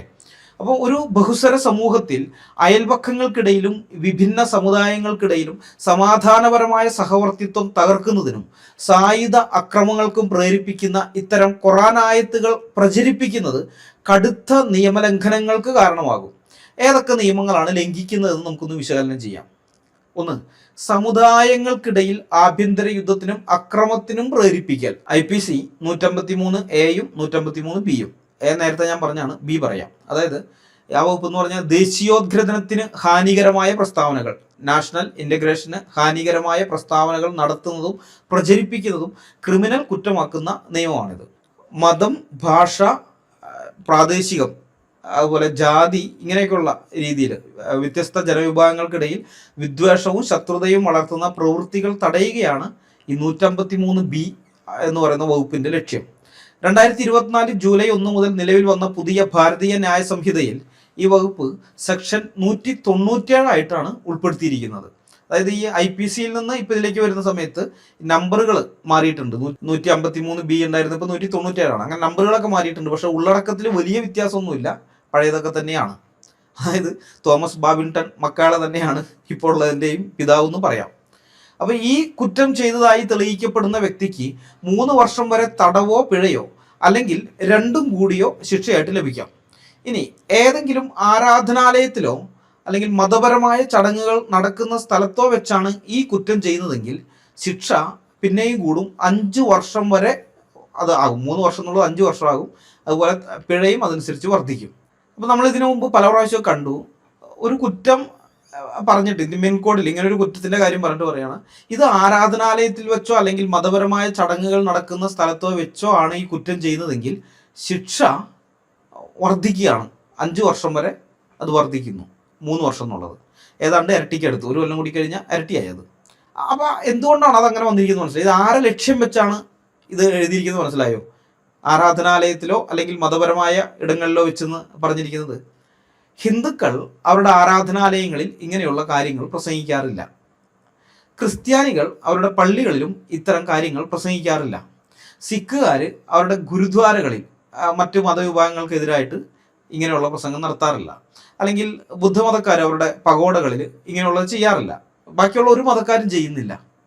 ആകെ ഒരേ ഒരു കൂട്ടർ മാത്രമേ അവരുടെ പള്ളിക്കുള്ളിൽ അല്ലെങ്കിൽ ആരാധനാ സ്ഥലത്ത് വെച്ചോ അല്ലെങ്കിൽ മതപരമായിട്ട് അവർ കൂടുന്നിടങ്ങളോ വെച്ച് ഇത്തരം കാര്യങ്ങൾ പ്രസംഗിക്കാറുള്ളൂ. കാരണം അവരുടെ മതഗ്രന്ഥങ്ങളിലാണ് ഇങ്ങനെയുള്ള മറ്റു മതക്കാരെയൊക്കെ ആക്രമിക്കാൻ പറഞ്ഞിട്ടുള്ള ആയത്തുകളൊക്കെ ഉള്ളത്. ഇത് മുസ്ലിങ്ങൾ മാത്രമേ ഇത് ചെയ്യാറുള്ളൂ. അതുകൊണ്ട് അവരെ ലക്ഷ്യം വെച്ചാണ്, മുസ്ലിങ്ങളെ ലക്ഷ്യം വെച്ചാണ് ഇന്ത്യൻ പീനൽ കോഡിൽ തോമസ് ബാബിങ്ടൺ മക്കാളെ ഇക്കാര്യം എഴുതി വച്ചിരിക്കുന്നത്. ഇത് നിങ്ങൾ ചരിത്രം അന്വേഷിച്ചാൽ നമുക്ക് മനസ്സിലാവും. ഈ ബ്രിട്ടീഷ് ഭരണകാലത്ത് പലപ്പോഴും ഹിന്ദു മുസ്ലിം ലഹളകൾ ഉണ്ടാകും. ഈ ലഹളകളെല്ലാം നമ്മൾ നോക്കിക്കഴിഞ്ഞാൽ ലഹളകൾ സ്റ്റാർട്ട് ചെയ്യുന്നത് മുസ്ലിങ്ങളാണ്. അവരാണ് അപ്രതീക്ഷിതമായിട്ട് ഹിന്ദുക്കളെ പോയിട്ട് ആക്രമിക്കുകയും മറ്റുമൊക്കെ ചെയ്യുന്നത്. അപ്പോൾ ഇത് എവിടെ നിന്നാണ് ഈ ലഹള വന്നത്? പിന്നെ അത് കഴിഞ്ഞിട്ട് ബ്രിട്ടീഷുകാരുടെ അന്വേഷണം മറ്റുമൊക്കെ ഉണ്ടാവും കേട്ടോ. ബ്രിട്ടീഷുകാർ ഈ ലഹളയൊക്കെ അടിച്ചമർത്തിയതിന് ശേഷം പിന്നെ അന്വേഷണ കമ്മീഷനെ വയ്ക്കും, ഇതൊക്കെ പോവും. അപ്പോൾ അങ്ങനെ ചെല്ലുന്ന സമയത്തുണ്ട് പള്ളിയിൽ ഉസ്താദ് പ്രസംഗിച്ചതാണ്, മൊല്ലാക്ക പ്രസംഗിച്ച് ഏതെങ്കിലും ആയത്തെടുത്ത് വെച്ചിട്ടുണ്ട്, ആവേശത്തോടെ പ്രസംഗിച്ച് ഈ ആൾക്കാരെ മുഴുവൻ അങ്ങോട്ട് ആവേശം കയറ്റിയിട്ട് ഇപ്പം തന്നെ ജിഹാദ് ചെയ്യാം, എന്നിട്ട് പടച്ചോൻ്റെ അടുക്ക പോകാം, ഹൂറികളെ കിട്ടും എന്നും പറഞ്ഞ് ഇവർ പിന്നെ ആയുധം എടുത്തിട്ട് ഇറങ്ങുകയാണ് ചെയ്യുന്നത്. അപ്പോൾ ഇതങ്ങനെ തുടർക്കഥ ആയതുകൊണ്ടാണ് മെക്കാളെ ഇതിനകത്ത് ഇത് ആരാധനാലയത്തിനകത്ത് വെച്ചിട്ട് ഇത് ചെയ്യുകയാണെങ്കിൽ ഇരട്ടി ശിക്ഷ എന്ന് പറഞ്ഞാൽ, അതായത് ഇത് ഇവരെ പിരിയേറ്റി വിടുന്നവനുണ്ടല്ല, അവന് കൂടുതൽ ശിക്ഷ കിട്ടാൻ വേണ്ടിയിട്ടാണ് ഈ പരിപാടി ചെയ്തു വെച്ചിരിക്കുന്നത്. മതം, വംശം, ജനനസ്ഥലം, താമസം എന്നിവയുടെ അടിസ്ഥാനത്തിൽ ജനങ്ങൾക്കിടയിൽ ശത്രുതയും വിദ്വേഷവും വളർത്തുന്നത് ഇന്ത്യയിൽ കടുത്ത കുറ്റമാണ്. നിങ്ങളുടെ അയൽവക്കത്ത് താമസിക്കുന്നവരോട് യുദ്ധം ചെയ്യുക, അല്ലെങ്കിൽ അടുത്ത് താമസിക്കുന്നവരോട് യുദ്ധം ചെയ്യുക, അവരോട് രൂക്ഷത കാണിക്കുക എന്നൊക്കെയുള്ള ആഹ്വാനങ്ങൾ സമാധാനപരമായി ജീവിക്കുന്ന അയൽക്കാർക്കിടയിൽ വലിയ തോതിലുള്ള വർഗീയ കലാപങ്ങൾക്കും ചേരിതിരിവിനും കാരണമാകും. ഇത് IPC 153A പ്രകാരവും ഒരു പ്രത്യേക വിഭാഗത്തിന്റെ പൗരാവകാശങ്ങളെയും സുരക്ഷിതത്വത്തിനെയും ചോദ്യം ചെയ്യുന്നതിനാൽ IPC 153B, അതായത് ദേശീയ ഒരുമയ്ക്ക് ഐക്യത്തിന് ഭംഗം വരുത്തുന്ന പ്രസ്താവനകൾ, അതിൻ്റെ ആ 153B പ്രകാരവും കടുത്ത ശിക്ഷയ്ക്ക് അർഹമാകുന്നതാണ്. ഇനി അടുത്തത് ലഹള ഉണ്ടാക്കണമെന്ന ഉദ്ദേശത്തോടെയുള്ള പ്രകോപനം. അത് IPC 153 തന്നെയാണ്. നിയമവിരുദ്ധമായ മാർഗങ്ങളിലൂടെയോ അക്രമത്തിലൂടെയോ സമൂഹത്തിൽ ലഹളയും അശാന്തിയും ഉണ്ടാക്കാൻ ബോധപൂർവം പ്രകോപനം സൃഷ്ടിക്കുക, അതാണ് IPC 153. തങ്ങളുടെ തൊട്ടടുത്ത് താമസിക്കുന്ന അന്യമതസ്ഥർക്കെതിരെ ആയുധമെടുക്കാനും അവരോട് ക്രൂരമായി പെരുമാറാനും പ്രേരിപ്പിക്കുന്നത് രാജ്യത്ത് വ്യാപകമായ ക്രമസമാധാന തകർച്ചയ്ക്കും സായുധ ലഹളയ്ക്കും വഴിതെളിക്കും. അതുകൊണ്ട് ഈ ആയത്ത് IPC 153ന്റെ ലംഘനമാണ്. മൂന്നാമത്തത് കുറ്റകൃത്യങ്ങൾ ചെയ്യാൻ പ്രേരിപ്പിക്കലും ഒത്താശ ചെയ്യലും, IPC 115. ഇതൊക്കെ നമ്മൾ നേരത്തെ നോക്കിയതാണ്. IPC 115 വധശിക്ഷയോ ജീവപര്യന്തം തടവോ ലഭിക്കാവുന്ന കടുത്ത കുറ്റകൃത്യങ്ങൾ, അങ്ങനെയുള്ള കുറ്റകൃത്യങ്ങൾ ചെയ്യാൻ മറ്റുള്ളവരെ പ്രേരിപ്പിക്കുന്നതാണ് ഈ വകുപ്പിൽ വരുന്നത്. ഈ വകുപ്പ് പ്രകാരം അത് ശിക്ഷാർഹമാണ്. അയൽക്കാർക്കെതിരെ യുദ്ധം പ്രഖ്യാപിക്കാനും അവരെ ആക്രമിക്കാനും കൽപ്പിക്കുന്നത് നേരിട്ടുള്ള കുറ്റകൃത്യ പ്രേരണയായിട്ട് നിയമം കണക്കാക്കുകയാണ്. നാലാമത്തേത് പൊതുജനമധ്യേ ഭീതിയും വിദ്വേഷവും പടർത്തല്, IPC 505, അതിൻ്റെ 2ാം ഉപവകുപ്പ്. വ്യത്യസ്ത മതവിഭാഗങ്ങൾക്കിടയിൽ ഭയമോ ലഹളയോ പരസ്പര വിദ്വേഷമോ ഉണ്ടാക്കുന്ന തരത്തിലുള്ള പ്രസ്താവനകൾ വെച്ചു പുലർത്തുന്നതും അവ പ്രചരിപ്പിക്കുന്നതും ഈ വകുപ്പ് പ്രകാരം 3 വർഷം വരെ തടവ് ലഭിക്കാവുന്ന കുറ്റമാണ്. അതുപോലെ ഇന്ത്യൻ ഭരണഘടനയുടെ 21ാം അനുച്ഛേദം ഓരോ പൗരനും സമാധാനപരമായി അന്തസ്സോടെ ജീവിക്കാനുള്ള അവകാശം ഉറപ്പു നൽകുന്നതാണ്. ഇന്നത്തെ ഇന്ത്യയിൽ ഒരു വ്യക്തിയോ അല്ലെങ്കിൽ ഒരു സംഘടനയോ ഈ ഖുർആനായത്ത് അനുസരിക്കുകയോ അനുസരിക്കാൻ ഏതെങ്കിലും മുസ്ലിങ്ങളോട് ആഹ്വാനം ചെയ്യുകയോ ചെയ്താൽ അത് രാജ്യത്തിൻ്റെ അഖണ്ഡതയ്ക്കും ആഭ്യന്തര സുരക്ഷയ്ക്കും ഭീഷണിയായ ക്രിമിനൽ കുറ്റമായി കണക്കാക്കപ്പെടും. ഇത്തരം പ്രവൃത്തികളിൽ ഏർപ്പെടുന്നവർക്കെതിരെ ഞാൻ നേരത്തെ പറഞ്ഞ IPC വകുപ്പുകൾക്ക് പുറമെ സാഹചര്യത്തിൻ്റെ ഗൗരവം അനുസരിച്ച് UAPA ഉണ്ടല്ലോ, ഊപ്പ, നിയമവിരുദ്ധ പ്രവർത്തനങ്ങൾ തടയൽ നിയമം, അതുപോലെയുള്ള കഠിനമായ നിയമങ്ങൾ വരെ ചുമത്താൻ ഇന്ത്യൻ നിയമത്തിൽ വ്യവസ്ഥയുണ്ട്. നിങ്ങളൊന്ന് ആലോചിച്ച് നോക്കിയേ, ഇന്ത്യയിൽ ജീവിക്കുന്ന ഒരു മുസൽമാൻ അവൻ്റെ മതഗ്രന്ഥമായ ഖുറാനിൽ അള്ളാഹു കൽപ്പിച്ചിരിക്കുന്ന ഒരു കൽപ്പന സ്വന്തം ഇഷ്ടപ്രകാരം അനുസരിക്കുകയോ മറ്റുള്ളവരോട് അനുസരിക്കാൻ ആഹ്വാനം ചെയ്യുകയോ ചെയ്താൽ അത് തീക്കൊള്ളി കൊണ്ട് തല ചൊറിയുന്നതിന് തുല്യമാണ്. തല ചൊറിയുന്ന സമയത്ത് സുഖം ഉണ്ടാകും, പക്ഷെ കുറച്ച് കഴിയുമ്പോൾ തല തന്നെ കത്തി ചാമ്പലായി പോകും. UAPA വേറെ വരും. ഖുറാനിലെ കൽപ്പന അനുസരിക്കുന്നവൻ്റെ മേൽ UAPA അടക്കമുള്ള രാജ്യദ്രോഹ കുറ്റങ്ങൾ ചുമത്തപ്പെടുമെന്നത് ആ കിതാബിൻ്റെ അപകട സാധ്യത എത്രത്തോളമുണ്ട്, അതിൻ്റെ ഭീകരതയുടെ ആഴം എത്രത്തോളമുണ്ട് എന്നതിന് വ്യക്തമായ തെളിവാണ്. എന്തുകൊണ്ടാണ് ഡൽഹി മെട്രോപൊളിറ്റൻ കോടതി ജഡ്ജി ZS ലോഹർട്ട് ഖുറാനിലെ ആയത്തുകൾ സൂക്ഷ്മമായി പരിശോധിച്ചാൽ അവ ഹാനികരമാണെന്നും വിദ്വേഷം പഠിപ്പിക്കുന്നുവെന്നും ഒരു വശത്ത് മുഹമ്മദീയരും മറുവശത്ത് ബാക്കിയുള്ള സമുദായങ്ങളും തമ്മിൽ ഭിന്നതകൾ സൃഷ്ടിക്കാൻ സാധ്യതയുള്ളവയാണെന്നും കാണാൻ കഴിയും എന്ന് 1986 ജൂലൈ 31 നടത്തിയ ആ വിധിന്യായത്തിൽ എഴുതി വച്ചിരിക്കുന്നത് എന്ന കാര്യം നിങ്ങൾക്ക് ഇപ്പോൾ മനസ്സിലായി കാണും എന്ന് ഞാൻ പ്രതീക്ഷിക്കുകയാണ്. ഇപ്പോൾ പിടികിട്ടി കാണും. ഈ 3 ആയത്തിൽ തന്നെ നിങ്ങൾക്ക് പിടികിട്ടി കാണും. നമ്മൾ ജീവിക്കുന്നത് മതേതര ജനാധിപത്യ ഇന്ത്യയിലാണ്. ഇവിടെ മതഗ്രന്ഥങ്ങളല്ല, ഇന്ത്യൻ ഭരണഘടനയാണ് പരമാധികാരി. ഭരണഘടനയുടെ ആർട്ടിക്കിൾ 25 മതസ്വാതന്ത്ര്യം നൽകുന്നുണ്ടെങ്കിലും അത് രാജ്യത്തെ ക്രമസമാധാനത്തിന് വിധേയമാണെന്ന് കൃത്യമായി പറയുന്നുണ്ട്. ഒരാൾക്ക് ഇന്ത്യയിൽ എന്ത് വിശ്വസിക്കാനും സ്വാതന്ത്ര്യമുണ്ട്, അവകാശമുണ്ട്. എന്നാൽ ആ വിശ്വാസം മറ്റൊരാളുടെ ജീവനോ സ്വത്തിനോ സ്വാതന്ത്ര്യത്തിനോ ഭീഷണിയാകുന്ന ഒരു പ്രവൃത്തിയായി മാറിയാൽ അവിടെ ഭരണഘടന ഇടപെടും, ഭാരതീയ ന്യായ സംഹിത ഇടപെടും, പോലീസ് ഇടപെടും, കോടതി ഇടപെടും, സർക്കാർ ഇടപെടും. അപ്പോൾ ഇന്ത്യയിലെ മുസ്ലിങ്ങളുടെ മുമ്പിൽ 2 വഴികളേ ഉള്ളൂ. ഒന്നുകിൽ നിങ്ങൾക്ക് ഇവിടുത്തെ ഇന്ത്യയുടെ ഭരണഘടനയെയും രാജ്യത്തെ നിയമങ്ങളെയും അംഗീകരിച്ച് അന്യമതസ്ഥരോട് സ്നേഹത്തിൽ ജീവിക്കുന്ന ഉത്തമ ഇന്ത്യൻ പൗരന്മാരായിട്ട് ജീവിക്കാം. പക്ഷെ അങ്ങനെ ജീവിക്കണമെങ്കിൽ നിങ്ങൾ ഈ ഖുറാൻ ഉണ്ടല്ലോ അതെടുത്ത് അട്ടത്ത് കയറ്റി വെക്കണം. മനസ്സിലായ? ഖുറാനെ നിങ്ങളെടുത്ത് അട്ടത്ത് കയറ്റി വെക്കണം. അതിനകത്ത് എഴുതിയിരിക്കുന്നത് എല്ലാം പ്രാക്ടീസ് ചെയ്യാമെന്ന് നിങ്ങൾ സ്വപ്നത്തിൽ പോലും വിചാരിക്കാൻ പാടില്ല. വിചാരിച്ചിട്ട് കാര്യമില്ല. ഇനി അതല്ലെങ്കിൽ നിങ്ങൾക്ക് രണ്ടാമത്തെ ഓപ്ഷൻ ഖുറാനിൽ പറഞ്ഞിരിക്കുന്ന എല്ലാ കൽപ്പനകളും അനുസരിച്ച് ജീവിക്കാൻ ശ്രമിക്കാം. പക്ഷെ ഒന്നുകിൽ ശിഷ്ടകാലം ഇരുമ്പഴി എണ്ണി ജീവിക്കേണ്ടി വരും, അല്ലെങ്കിൽ അത് അങ്ങനെ ജീവിക്കാൻ ശ്രമിക്കുന്നവരുടെ നെഞ്ചിൽ ഇവിടുത്തെ പോലീസോ പട്ടാളമോ വെടിയുണ്ട കൊണ്ട് ഓട്ടയുണ്ടാക്കും. അതാണ് അവസ്ഥ. മനസ്സിലായ? രണ്ടും ഒരുമിച്ച് പോവുകയില്ല. മുസ്ലിങ്ങളെ നിങ്ങൾ മനസ്സിലാക്കണം, അത്രയും ഗതികെട്ടൊരു മതത്തിലാണ് നിങ്ങൾ വിശ്വസിക്കുന്നത്. നിങ്ങളിപ്പോൾ ഉള്ളത് അത്രയും ഗതികെട്ടൊരു മതത്തിലാണെന്ന് നിങ്ങൾ ഇനിയെങ്കിലും തിരിച്ചറിയണം. ഡൽഹി കോടതിയുടെ വിധിയിലുള്ള ഈ സുപ്രധാന നിരീക്ഷണം പൊളിച്ചടക്കാൻ കോടതിക്ക് തെറ്റുപറ്റിയതാണ്. ഇസ്ലാം സമാധാനത്തിൻ്റെ മതമാണ്. അതുകൊണ്ട് തന്നെ സൂറ 9-123 സമാധാനം പ്രഘോഷിക്കുന്ന ആയത്താണെന്ന് തെളിയിക്കാൻ ഞാൻ മുഹമ്മദ് ഈസയെയും അബ്ദുള്ള അബ്ബാസിലിനെയും അൻസാരി സുഹരിയെയും കൂടെ അവരുടെ വാടക സംവാദകൻ രാഹുൽ ഈശ്വറിനെയും വെല്ലുവിളിക്കുകയാണ്.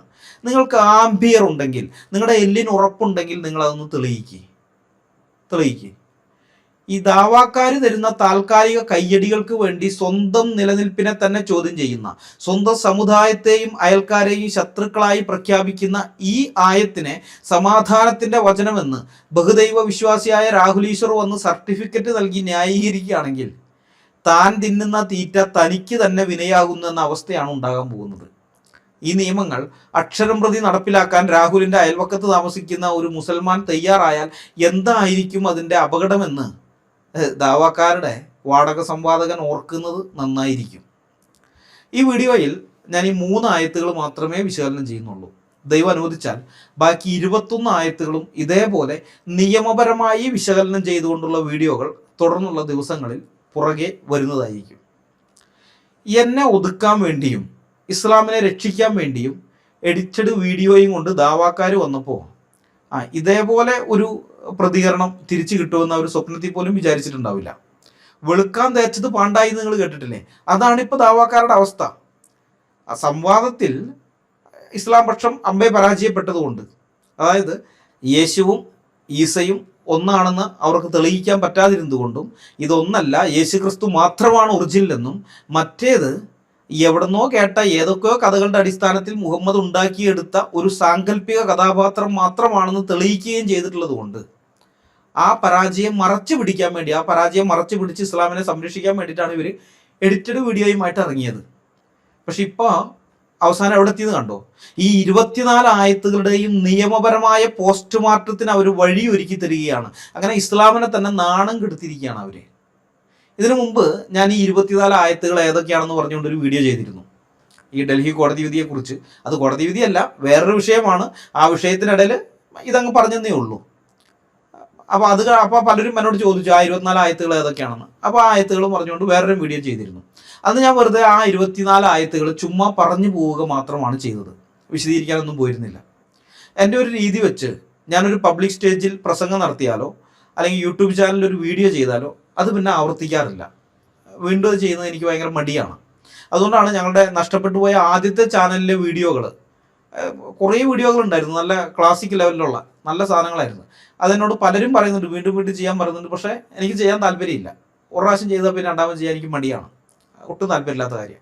പക്ഷെ ഇപ്പോൾ യാതൊരു താല്പര്യം ഇല്ലാതിരുന്നിട്ടും ഈ വീഡിയോ ഞാൻ ചെയ്തതിന് കാരണക്കാർ ഈ മുഹമ്മദ് ഈസയും അബ്ദുള്ള ബാസിലും അൻസാരി സൂറിയും രാഹുൽ ഈശ്വറും ഒക്കെയാണ്.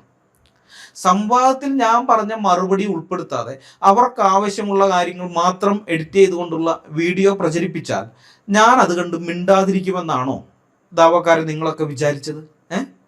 രാഹുൽ ഈശ്വറിനെ വിട്, ആ ചങ്ങാതിക്ക് എൻ്റെ സ്വഭാവം അറിയാൻ ഒരു സാധ്യതയില്ല. ഞാൻ ഇങ്ങനെയുള്ള കള്ളത്തരങ്ങൾ വരുമ്പോൾ എങ്ങനെയാണ് ഞാൻ പ്രതികരിക്കുക എന്ന് അയാൾക്കറിയാൻ സാധ്യതയില്ല. കാരണം ആദ്യമായിട്ടാണ് അയാൾ ഞാനിപ്പോൾ നേർക്ക് നേരെ ഇങ്ങനെ വരുന്നത്. പക്ഷെ മുഹമ്മദ് ഈസയും ഞാനും തമ്മിൽ ഏതാണ്ട് ഒരു 10-15 കൊല്ലത്തിന് മുകളിലായി ഇത്തരം വിഷയങ്ങളിൽ ഇടപെടുന്നതാണ്. ഞങ്ങൾക്ക് നേരെയുള്ള ഇത്തരം വില കുറഞ്ഞ നുണപ്രചാരണങ്ങളോട് എങ്ങനെയായിരിക്കും ഞാൻ പ്രതികരിക്കുക എന്ന് ഇത്രയും കാലമായിട്ട് മുഹമ്മദ് ഈസയ്ക്ക് മനസ്സിലായിട്ടില്ലെങ്കിൽ അയ്യോ കഷ്ടം എന്ന് മാത്രമേ എനിക്ക് പറയാനുള്ളൂ. സംവാദത്തിൽ രാഹുൽ ഈശ്വർ സ്കോർ ചെയ്ത ഭാഗങ്ങളുണ്ടെങ്കിൽ നിങ്ങളത് മുഴുവനായിട്ട് അവതരിപ്പിക്കുക. ഞാൻ പറഞ്ഞ വാദത്തെ ഖണ്ഡിച്ചുകൊണ്ട് രാഹുൽ ഈശ്വർ എന്തെങ്കിലുമൊക്കെ പറഞ്ഞിട്ടുണ്ടെങ്കിൽ നിങ്ങൾ അവതരിപ്പിക്കുക. എനിക്കതിൽ യാതൊരു പ്രശ്നവും ഇല്ല. നിങ്ങൾ അങ്ങനെ അവതരിപ്പിച്ചു കഴിഞ്ഞാൽ വിശദീകരണം വേണ്ടതാണെന്നുണ്ടെങ്കിൽ ഞാൻ അതിൻ്റെ കൂടുതൽ വിശദീകരണം വേറെ വീഡിയോ ആയിട്ട് തരാം, അതൊന്നും എനിക്ക് പ്രശ്നമല്ല. പക്ഷെ നിങ്ങൾ അതല്ല ചെയ്യുന്നത്. സംവാദം തീർന്നതിന് ശേഷം പ്രേക്ഷകരുടെ ചോദ്യങ്ങൾക്ക് മറുപടി പറയേണ്ട സമയത്ത് സംവാദ വിഷയവുമായി യാതൊരു ബന്ധവുമില്ലാത്തൊരു ചോദ്യം സംവാദ നിബന്ധനകൾ ലംഘിച്ചുകൊണ്ട് രാഹുൽ ഈശ്വർ എന്നോട് ചോദിച്ചപ്പോൾ അതിന് ഉത്തരം പറയാൻ ഞാൻ കുറച്ച് മിനിറ്റുകൾ താമസിച്ചു പോയി എന്നുള്ള ഒരൊറ്റ കാരണം കൊണ്ട് നിങ്ങൾക്ക് വേണ്ടുന്ന ഭാഗം മാത്രം നിങ്ങൾ കട്ട് ചെയ്ത് പ്രചരിപ്പിക്കുകയാണ്. മുങ്ങുന്നവന് പുൽക്കൊടിയും ആശ്രയം എന്നാണല്ലോ ചൊല്ല്. അപ്പൊ ആ പുൽക്കൊടി വെട്ടി ഒട്ടിച്ച് സ്വന്തം അനുയായികളെ വിഡ്ഢികളാക്കുകയാണ് ഡിജിറ്റൽ ദാവാക്കാർ. ഈ സംവാദത്തില് ഇത്രയും നാൾ ഉമ്മാര് പറഞ്ഞുകൊണ്ടിരുന്നത് നുണയാണ്, അല്ലെങ്കിൽ ഇസ്ലാമിലെ പണ്ഡിതന്മാർ പറഞ്ഞുകൊണ്ടിരുന്നത് ഈ ക്രിസ്ത്യാനികളുടെ യേശു ക്രിസ്തു ആണ് നമ്മുടെ ഈസാ നബി എന്ന് പറഞ്ഞുകൊണ്ടിരുന്ന സാധനം അത് അങ്ങനെയല്ല എന്ന് തെളിയിച്ചു കഴിഞ്ഞാൽ ഇസ്ലാം പൊളിയും. അപ്പൊ അങ്ങനെ പൊളിയാതിരിക്കാൻ വേണ്ടിയിട്ടൊക്കെയാണ് ഇവർ ഈ പണിയും കൊണ്ട് വന്നത്. പക്ഷെ ഈ വളഞ്ഞ വഴിയിലൂടെ ഇവർ പോകുമ്പോൾ എനിക്ക് ഒട്ടും താല്പര്യമില്ലെങ്കിലും ഇതുപോലെയുള്ള മറുപടി വീഡിയോകൾ കൃത്യമായ തെളിവുകളോടെ എനിക്ക് ചെയ്യേണ്ടി വരും. എന്നെ കേൾക്കുന്ന മുസ്ലിങ്ങളോട് ഞാൻ പറയട്ടെ, സമൂഹത്തിൽ സംഖ്യകളുടെ വിളയാട്ടം കാരണം ഞാൻ മനഃപൂർവ്വം ഇസ്ലാമിനെതിരെ വീഡിയോകൾ ചെയ്യുന്നത് നിർത്തിയിട്ട് സംഖ്യകൾക്കെതിരെ മാത്രമാണ് ഈ ദിവസങ്ങളിൽ വീഡിയോകൾ ചെയ്തുകൊണ്ടിരുന്നത്. അതിൻ്റെ പേരിൽ കുറേ കത്തോലിക്കർ പറഞ്ഞു എനിക്ക് മുസ്ലിങ്ങൾ കാശ് തന്നു, ഇസ്ലാമിൻ്റെ ഫണ്ട് വാങ്ങിയിട്ടാണ് ഞാനിപ്പോൾ ഇസ്ലാമിനെതിരെ ഒന്നും മിണ്ടാതിരിക്കുന്നതെന്നൊക്കെ കുറേയൊക്കെ പ്രചരണം ഉണ്ടായിരുന്നു ഈ വാട്സാപ്പ് ഗ്രൂപ്പിലൊക്കെ. അത് കേട്ടിട്ട് പോലും ഞാൻ ഇസ്ലാമിനെതിരായിട്ട് വീഡിയോ ചെയ്യാൻ ഒന്നിനും പോയില്ല, മിണ്ടാണ്ടിരിക്കുകയായിരുന്നു. പിന്നെ ഇറാൻ വിഷയത്തിൽ കുറച്ച് വീഡിയോകളൊക്കെ ഇടയ്ക്ക് ചെയ്തിരുന്നു. അത് ചിലർക്ക് മറുപടി പറയാൻ വേണ്ടി ചെയ്തതാണ്. പക്ഷെ അത് മതപരം എന്നതിനേക്കാൾ രാഷ്ട്രീയ കാരണങ്ങളാണ് അതിനകത്ത് ഞാൻ കൈകാര്യം ചെയ്തത്, വിശകലനം ചെയ്തതൊക്കെ. അപ്പം അങ്ങനെ മാറി നിന്ന ഇസ്ലാമിക വിഷയത്തിൽ വീഡിയോ ചെയ്യേണ്ട എന്ന് വെച്ചിട്ട് മാറി നിന്ന് എന്നെ കൊണ്ട് വീണ്ടും ഇസ്ലാമിക വിഷയത്തിൽ വീഡിയോകൾ ചെയ്യാൻ വേണ്ടി മടക്കി വരുത്തിയിരിക്കുന്നത് ഈ ദാവാക്കാരാണ്. മുഹമ്മദ് ഈസയും അബ്ദുള്ള അബ്ബാസിലും അൻസാരി സുഹ്രിയൊക്കെ അടങ്ങുന്ന ഈ ദാവാക്കാരാണ്. മനസ്സിലായ? പിന്നെ രാഹുൽ ഈശ്വറുണ്ട്. രാഹുൽ ഈശ്വറിൻ്റെ കൂടെ ഈ ദാവാക്കാർ മുസ്ലിങ്ങളോടാണല്ലോ ഞാൻ പറയുന്നത്. ഇസ്ലാമിനെ ഉദ്ധരിക്കാൻ നടക്കുന്ന ഈ ദാവാക്കാരാണ് എന്നെ തിരിച്ചു കൊണ്ടുവന്നിരിക്കുന്നത് ഇപ്പോൾ ഇതിലേക്ക്. പണ്ട് ഈ MM അക്ബർ ദാവ നടത്താൻ വേണ്ടി കേരളക്കരയിൽ ഊടാടി സഞ്ചരിച്ചതിൻ്റെ അനന്തരഫലമായിട്ടാണ് ഇപ്പോൾ കേരളത്തിൽ ഇസ്ലാം എയറിലായിരിക്കുന്നതും ഇത്രമാത്രം എക്സ് മുസ്ലിങ്ങൾ ഉണ്ടായതും. അതിനി കൂടുകയേ ഉള്ളൂ, അതായത് എക്സ് മുസ്ലിങ്ങളുടെ എണ്ണം കൂടുകയേ ഉള്ളൂ. കാരണം ഈ ഡൽഹി മെട്രോപൊളിറ്റൻ കോടതി വിധിയുടെയും ഇന്ത്യൻ ശിക്ഷാ നിയമത്തിൻ്റെയും അടിസ്ഥാനത്തിൽ ഞാൻ ഈ 24 ആയത്തുകളും വിശകലനം ചെയ്തുകൊണ്ട് വീഡിയോകൾ ഇറക്കുമ്പോൾ അതിൽ നിന്ന് ഓരോ ആയത്തിൻ്റെയും പോസ്റ്റ്മോർട്ടം മാത്രം കട്ട് ചെയ്തെടുത്താൽ 6-7 മിനിറ്റ് അല്ലെങ്കിൽ കൂടി 10 മിനിറ്റുള്ള ചെറിയ വീഡിയോകൾ കിട്ടും. അപ്പോൾ യൂട്യൂബ് വഴി മാത്രമല്ല വാട്സാപ്പിലും ഫേസ്ബുക്കിലും ഇൻസ്റ്റഗ്രാമും ഒക്കെയുള്ള അങ്ങനെയുള്ള പ്ലാറ്റ്ഫോമുകൾ വഴിയും വ്യാപകമായി പ്രചരിപ്പിക്കപ്പെടും. അപ്പോൾ ഇതിൻ്റെ എല്ലാം അവസാനം എന്താണെന്നറിയോ? അമുസ്ലിങ്ങളായ സുഹൃത്തുക്കളുടെ മുന്നിൽ നാണം കെട്ട് നിൽക്കാൻ വിധിക്കപ്പെട്ടവരായി മാറും ഇസ്ലാമിലെ യുവതലമുറ. മുൻപ് ഇങ്ങനെ തന്നെയാണ് ഉണ്ടായിട്ടുള്ളത്. അക്ബർ ഞങ്ങൾക്കെതിരെ സ്നേഹസംവാദം എന്ന് പറഞ്ഞ് നടന്നപ്പോൾ ഞങ്ങൾ അതിന് മറുപടി വീഡിയോകൾ ചെയ്തു. അപ്പം ഞങ്ങളുടെ പിള്ളേരെ മതം മാറ്റാൻ വേണ്ടിയിട്ട് 8ാം ക്ലാസ് മുതലുള്ള ഇവരുടെ മുസ്ലിം പിള്ളേർക്ക് ഒരു ട്രെയിനിങ് കൊടുക്കുന്നുണ്ടായിരുന്നു അക്കാലത്ത്.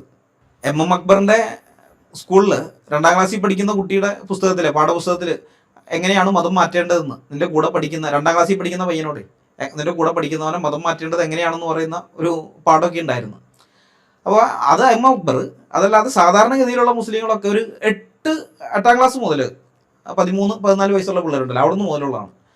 അപ്പം ഞങ്ങളുടെ പിള്ളേരെടുത്ത് ബൈബിളിനെ പറ്റിയും മറ്റു പല കാര്യങ്ങളൊക്കെ ചോദിച്ച് ബൈബിളിൽ വൈരുദ്ധ്യമുണ്ട്, യേശു അങ്ങനെ ദൈവമാവും, ഇങ്ങനെയൊക്കെയുള്ള ചോദ്യം ചോദിച്ച് ഞങ്ങളുടെ പിള്ളേരൊക്കെ ആകെ എന്താ പറയേണ്ടതെന്ന് അറിയാണ്ട് നിൽക്കുകയായിരുന്നു ആ സമയത്ത്. അപ്പോഴാണ് ഞങ്ങൾ ഇതിനൊക്കെ സാക്ഷി ഇതിന് മറുപടിയുമായിട്ട് വരുന്നത്. ഞങ്ങളുടെ ആ മറുപടികളൊക്കെ കേട്ട് കഴിഞ്ഞപ്പോൾ ഞങ്ങളുടെ പിള്ളേർ തിരിച്ചു ചോദിക്കാൻ തുടങ്ങി അവരോട് പല ചോദ്യങ്ങളും, മുഹമ്മദിനെ കുറിച്ചും അതുപോലെ ഖുറാനെ കുറിച്ചും അള്ളാഹിനെ കുറിച്ചും ഒക്കെ പലതും ചോദിക്കാൻ തുടങ്ങി കഴിഞ്ഞപ്പോൾ അവർക്ക് മറുപടിയില്ല. അവർ ഉസ്താദുമാരെ അടുത്ത് പോയി ചോദിച്ചപ്പോൾ ഉസ്താദുമാർക്കും മറുപടിയില്ല.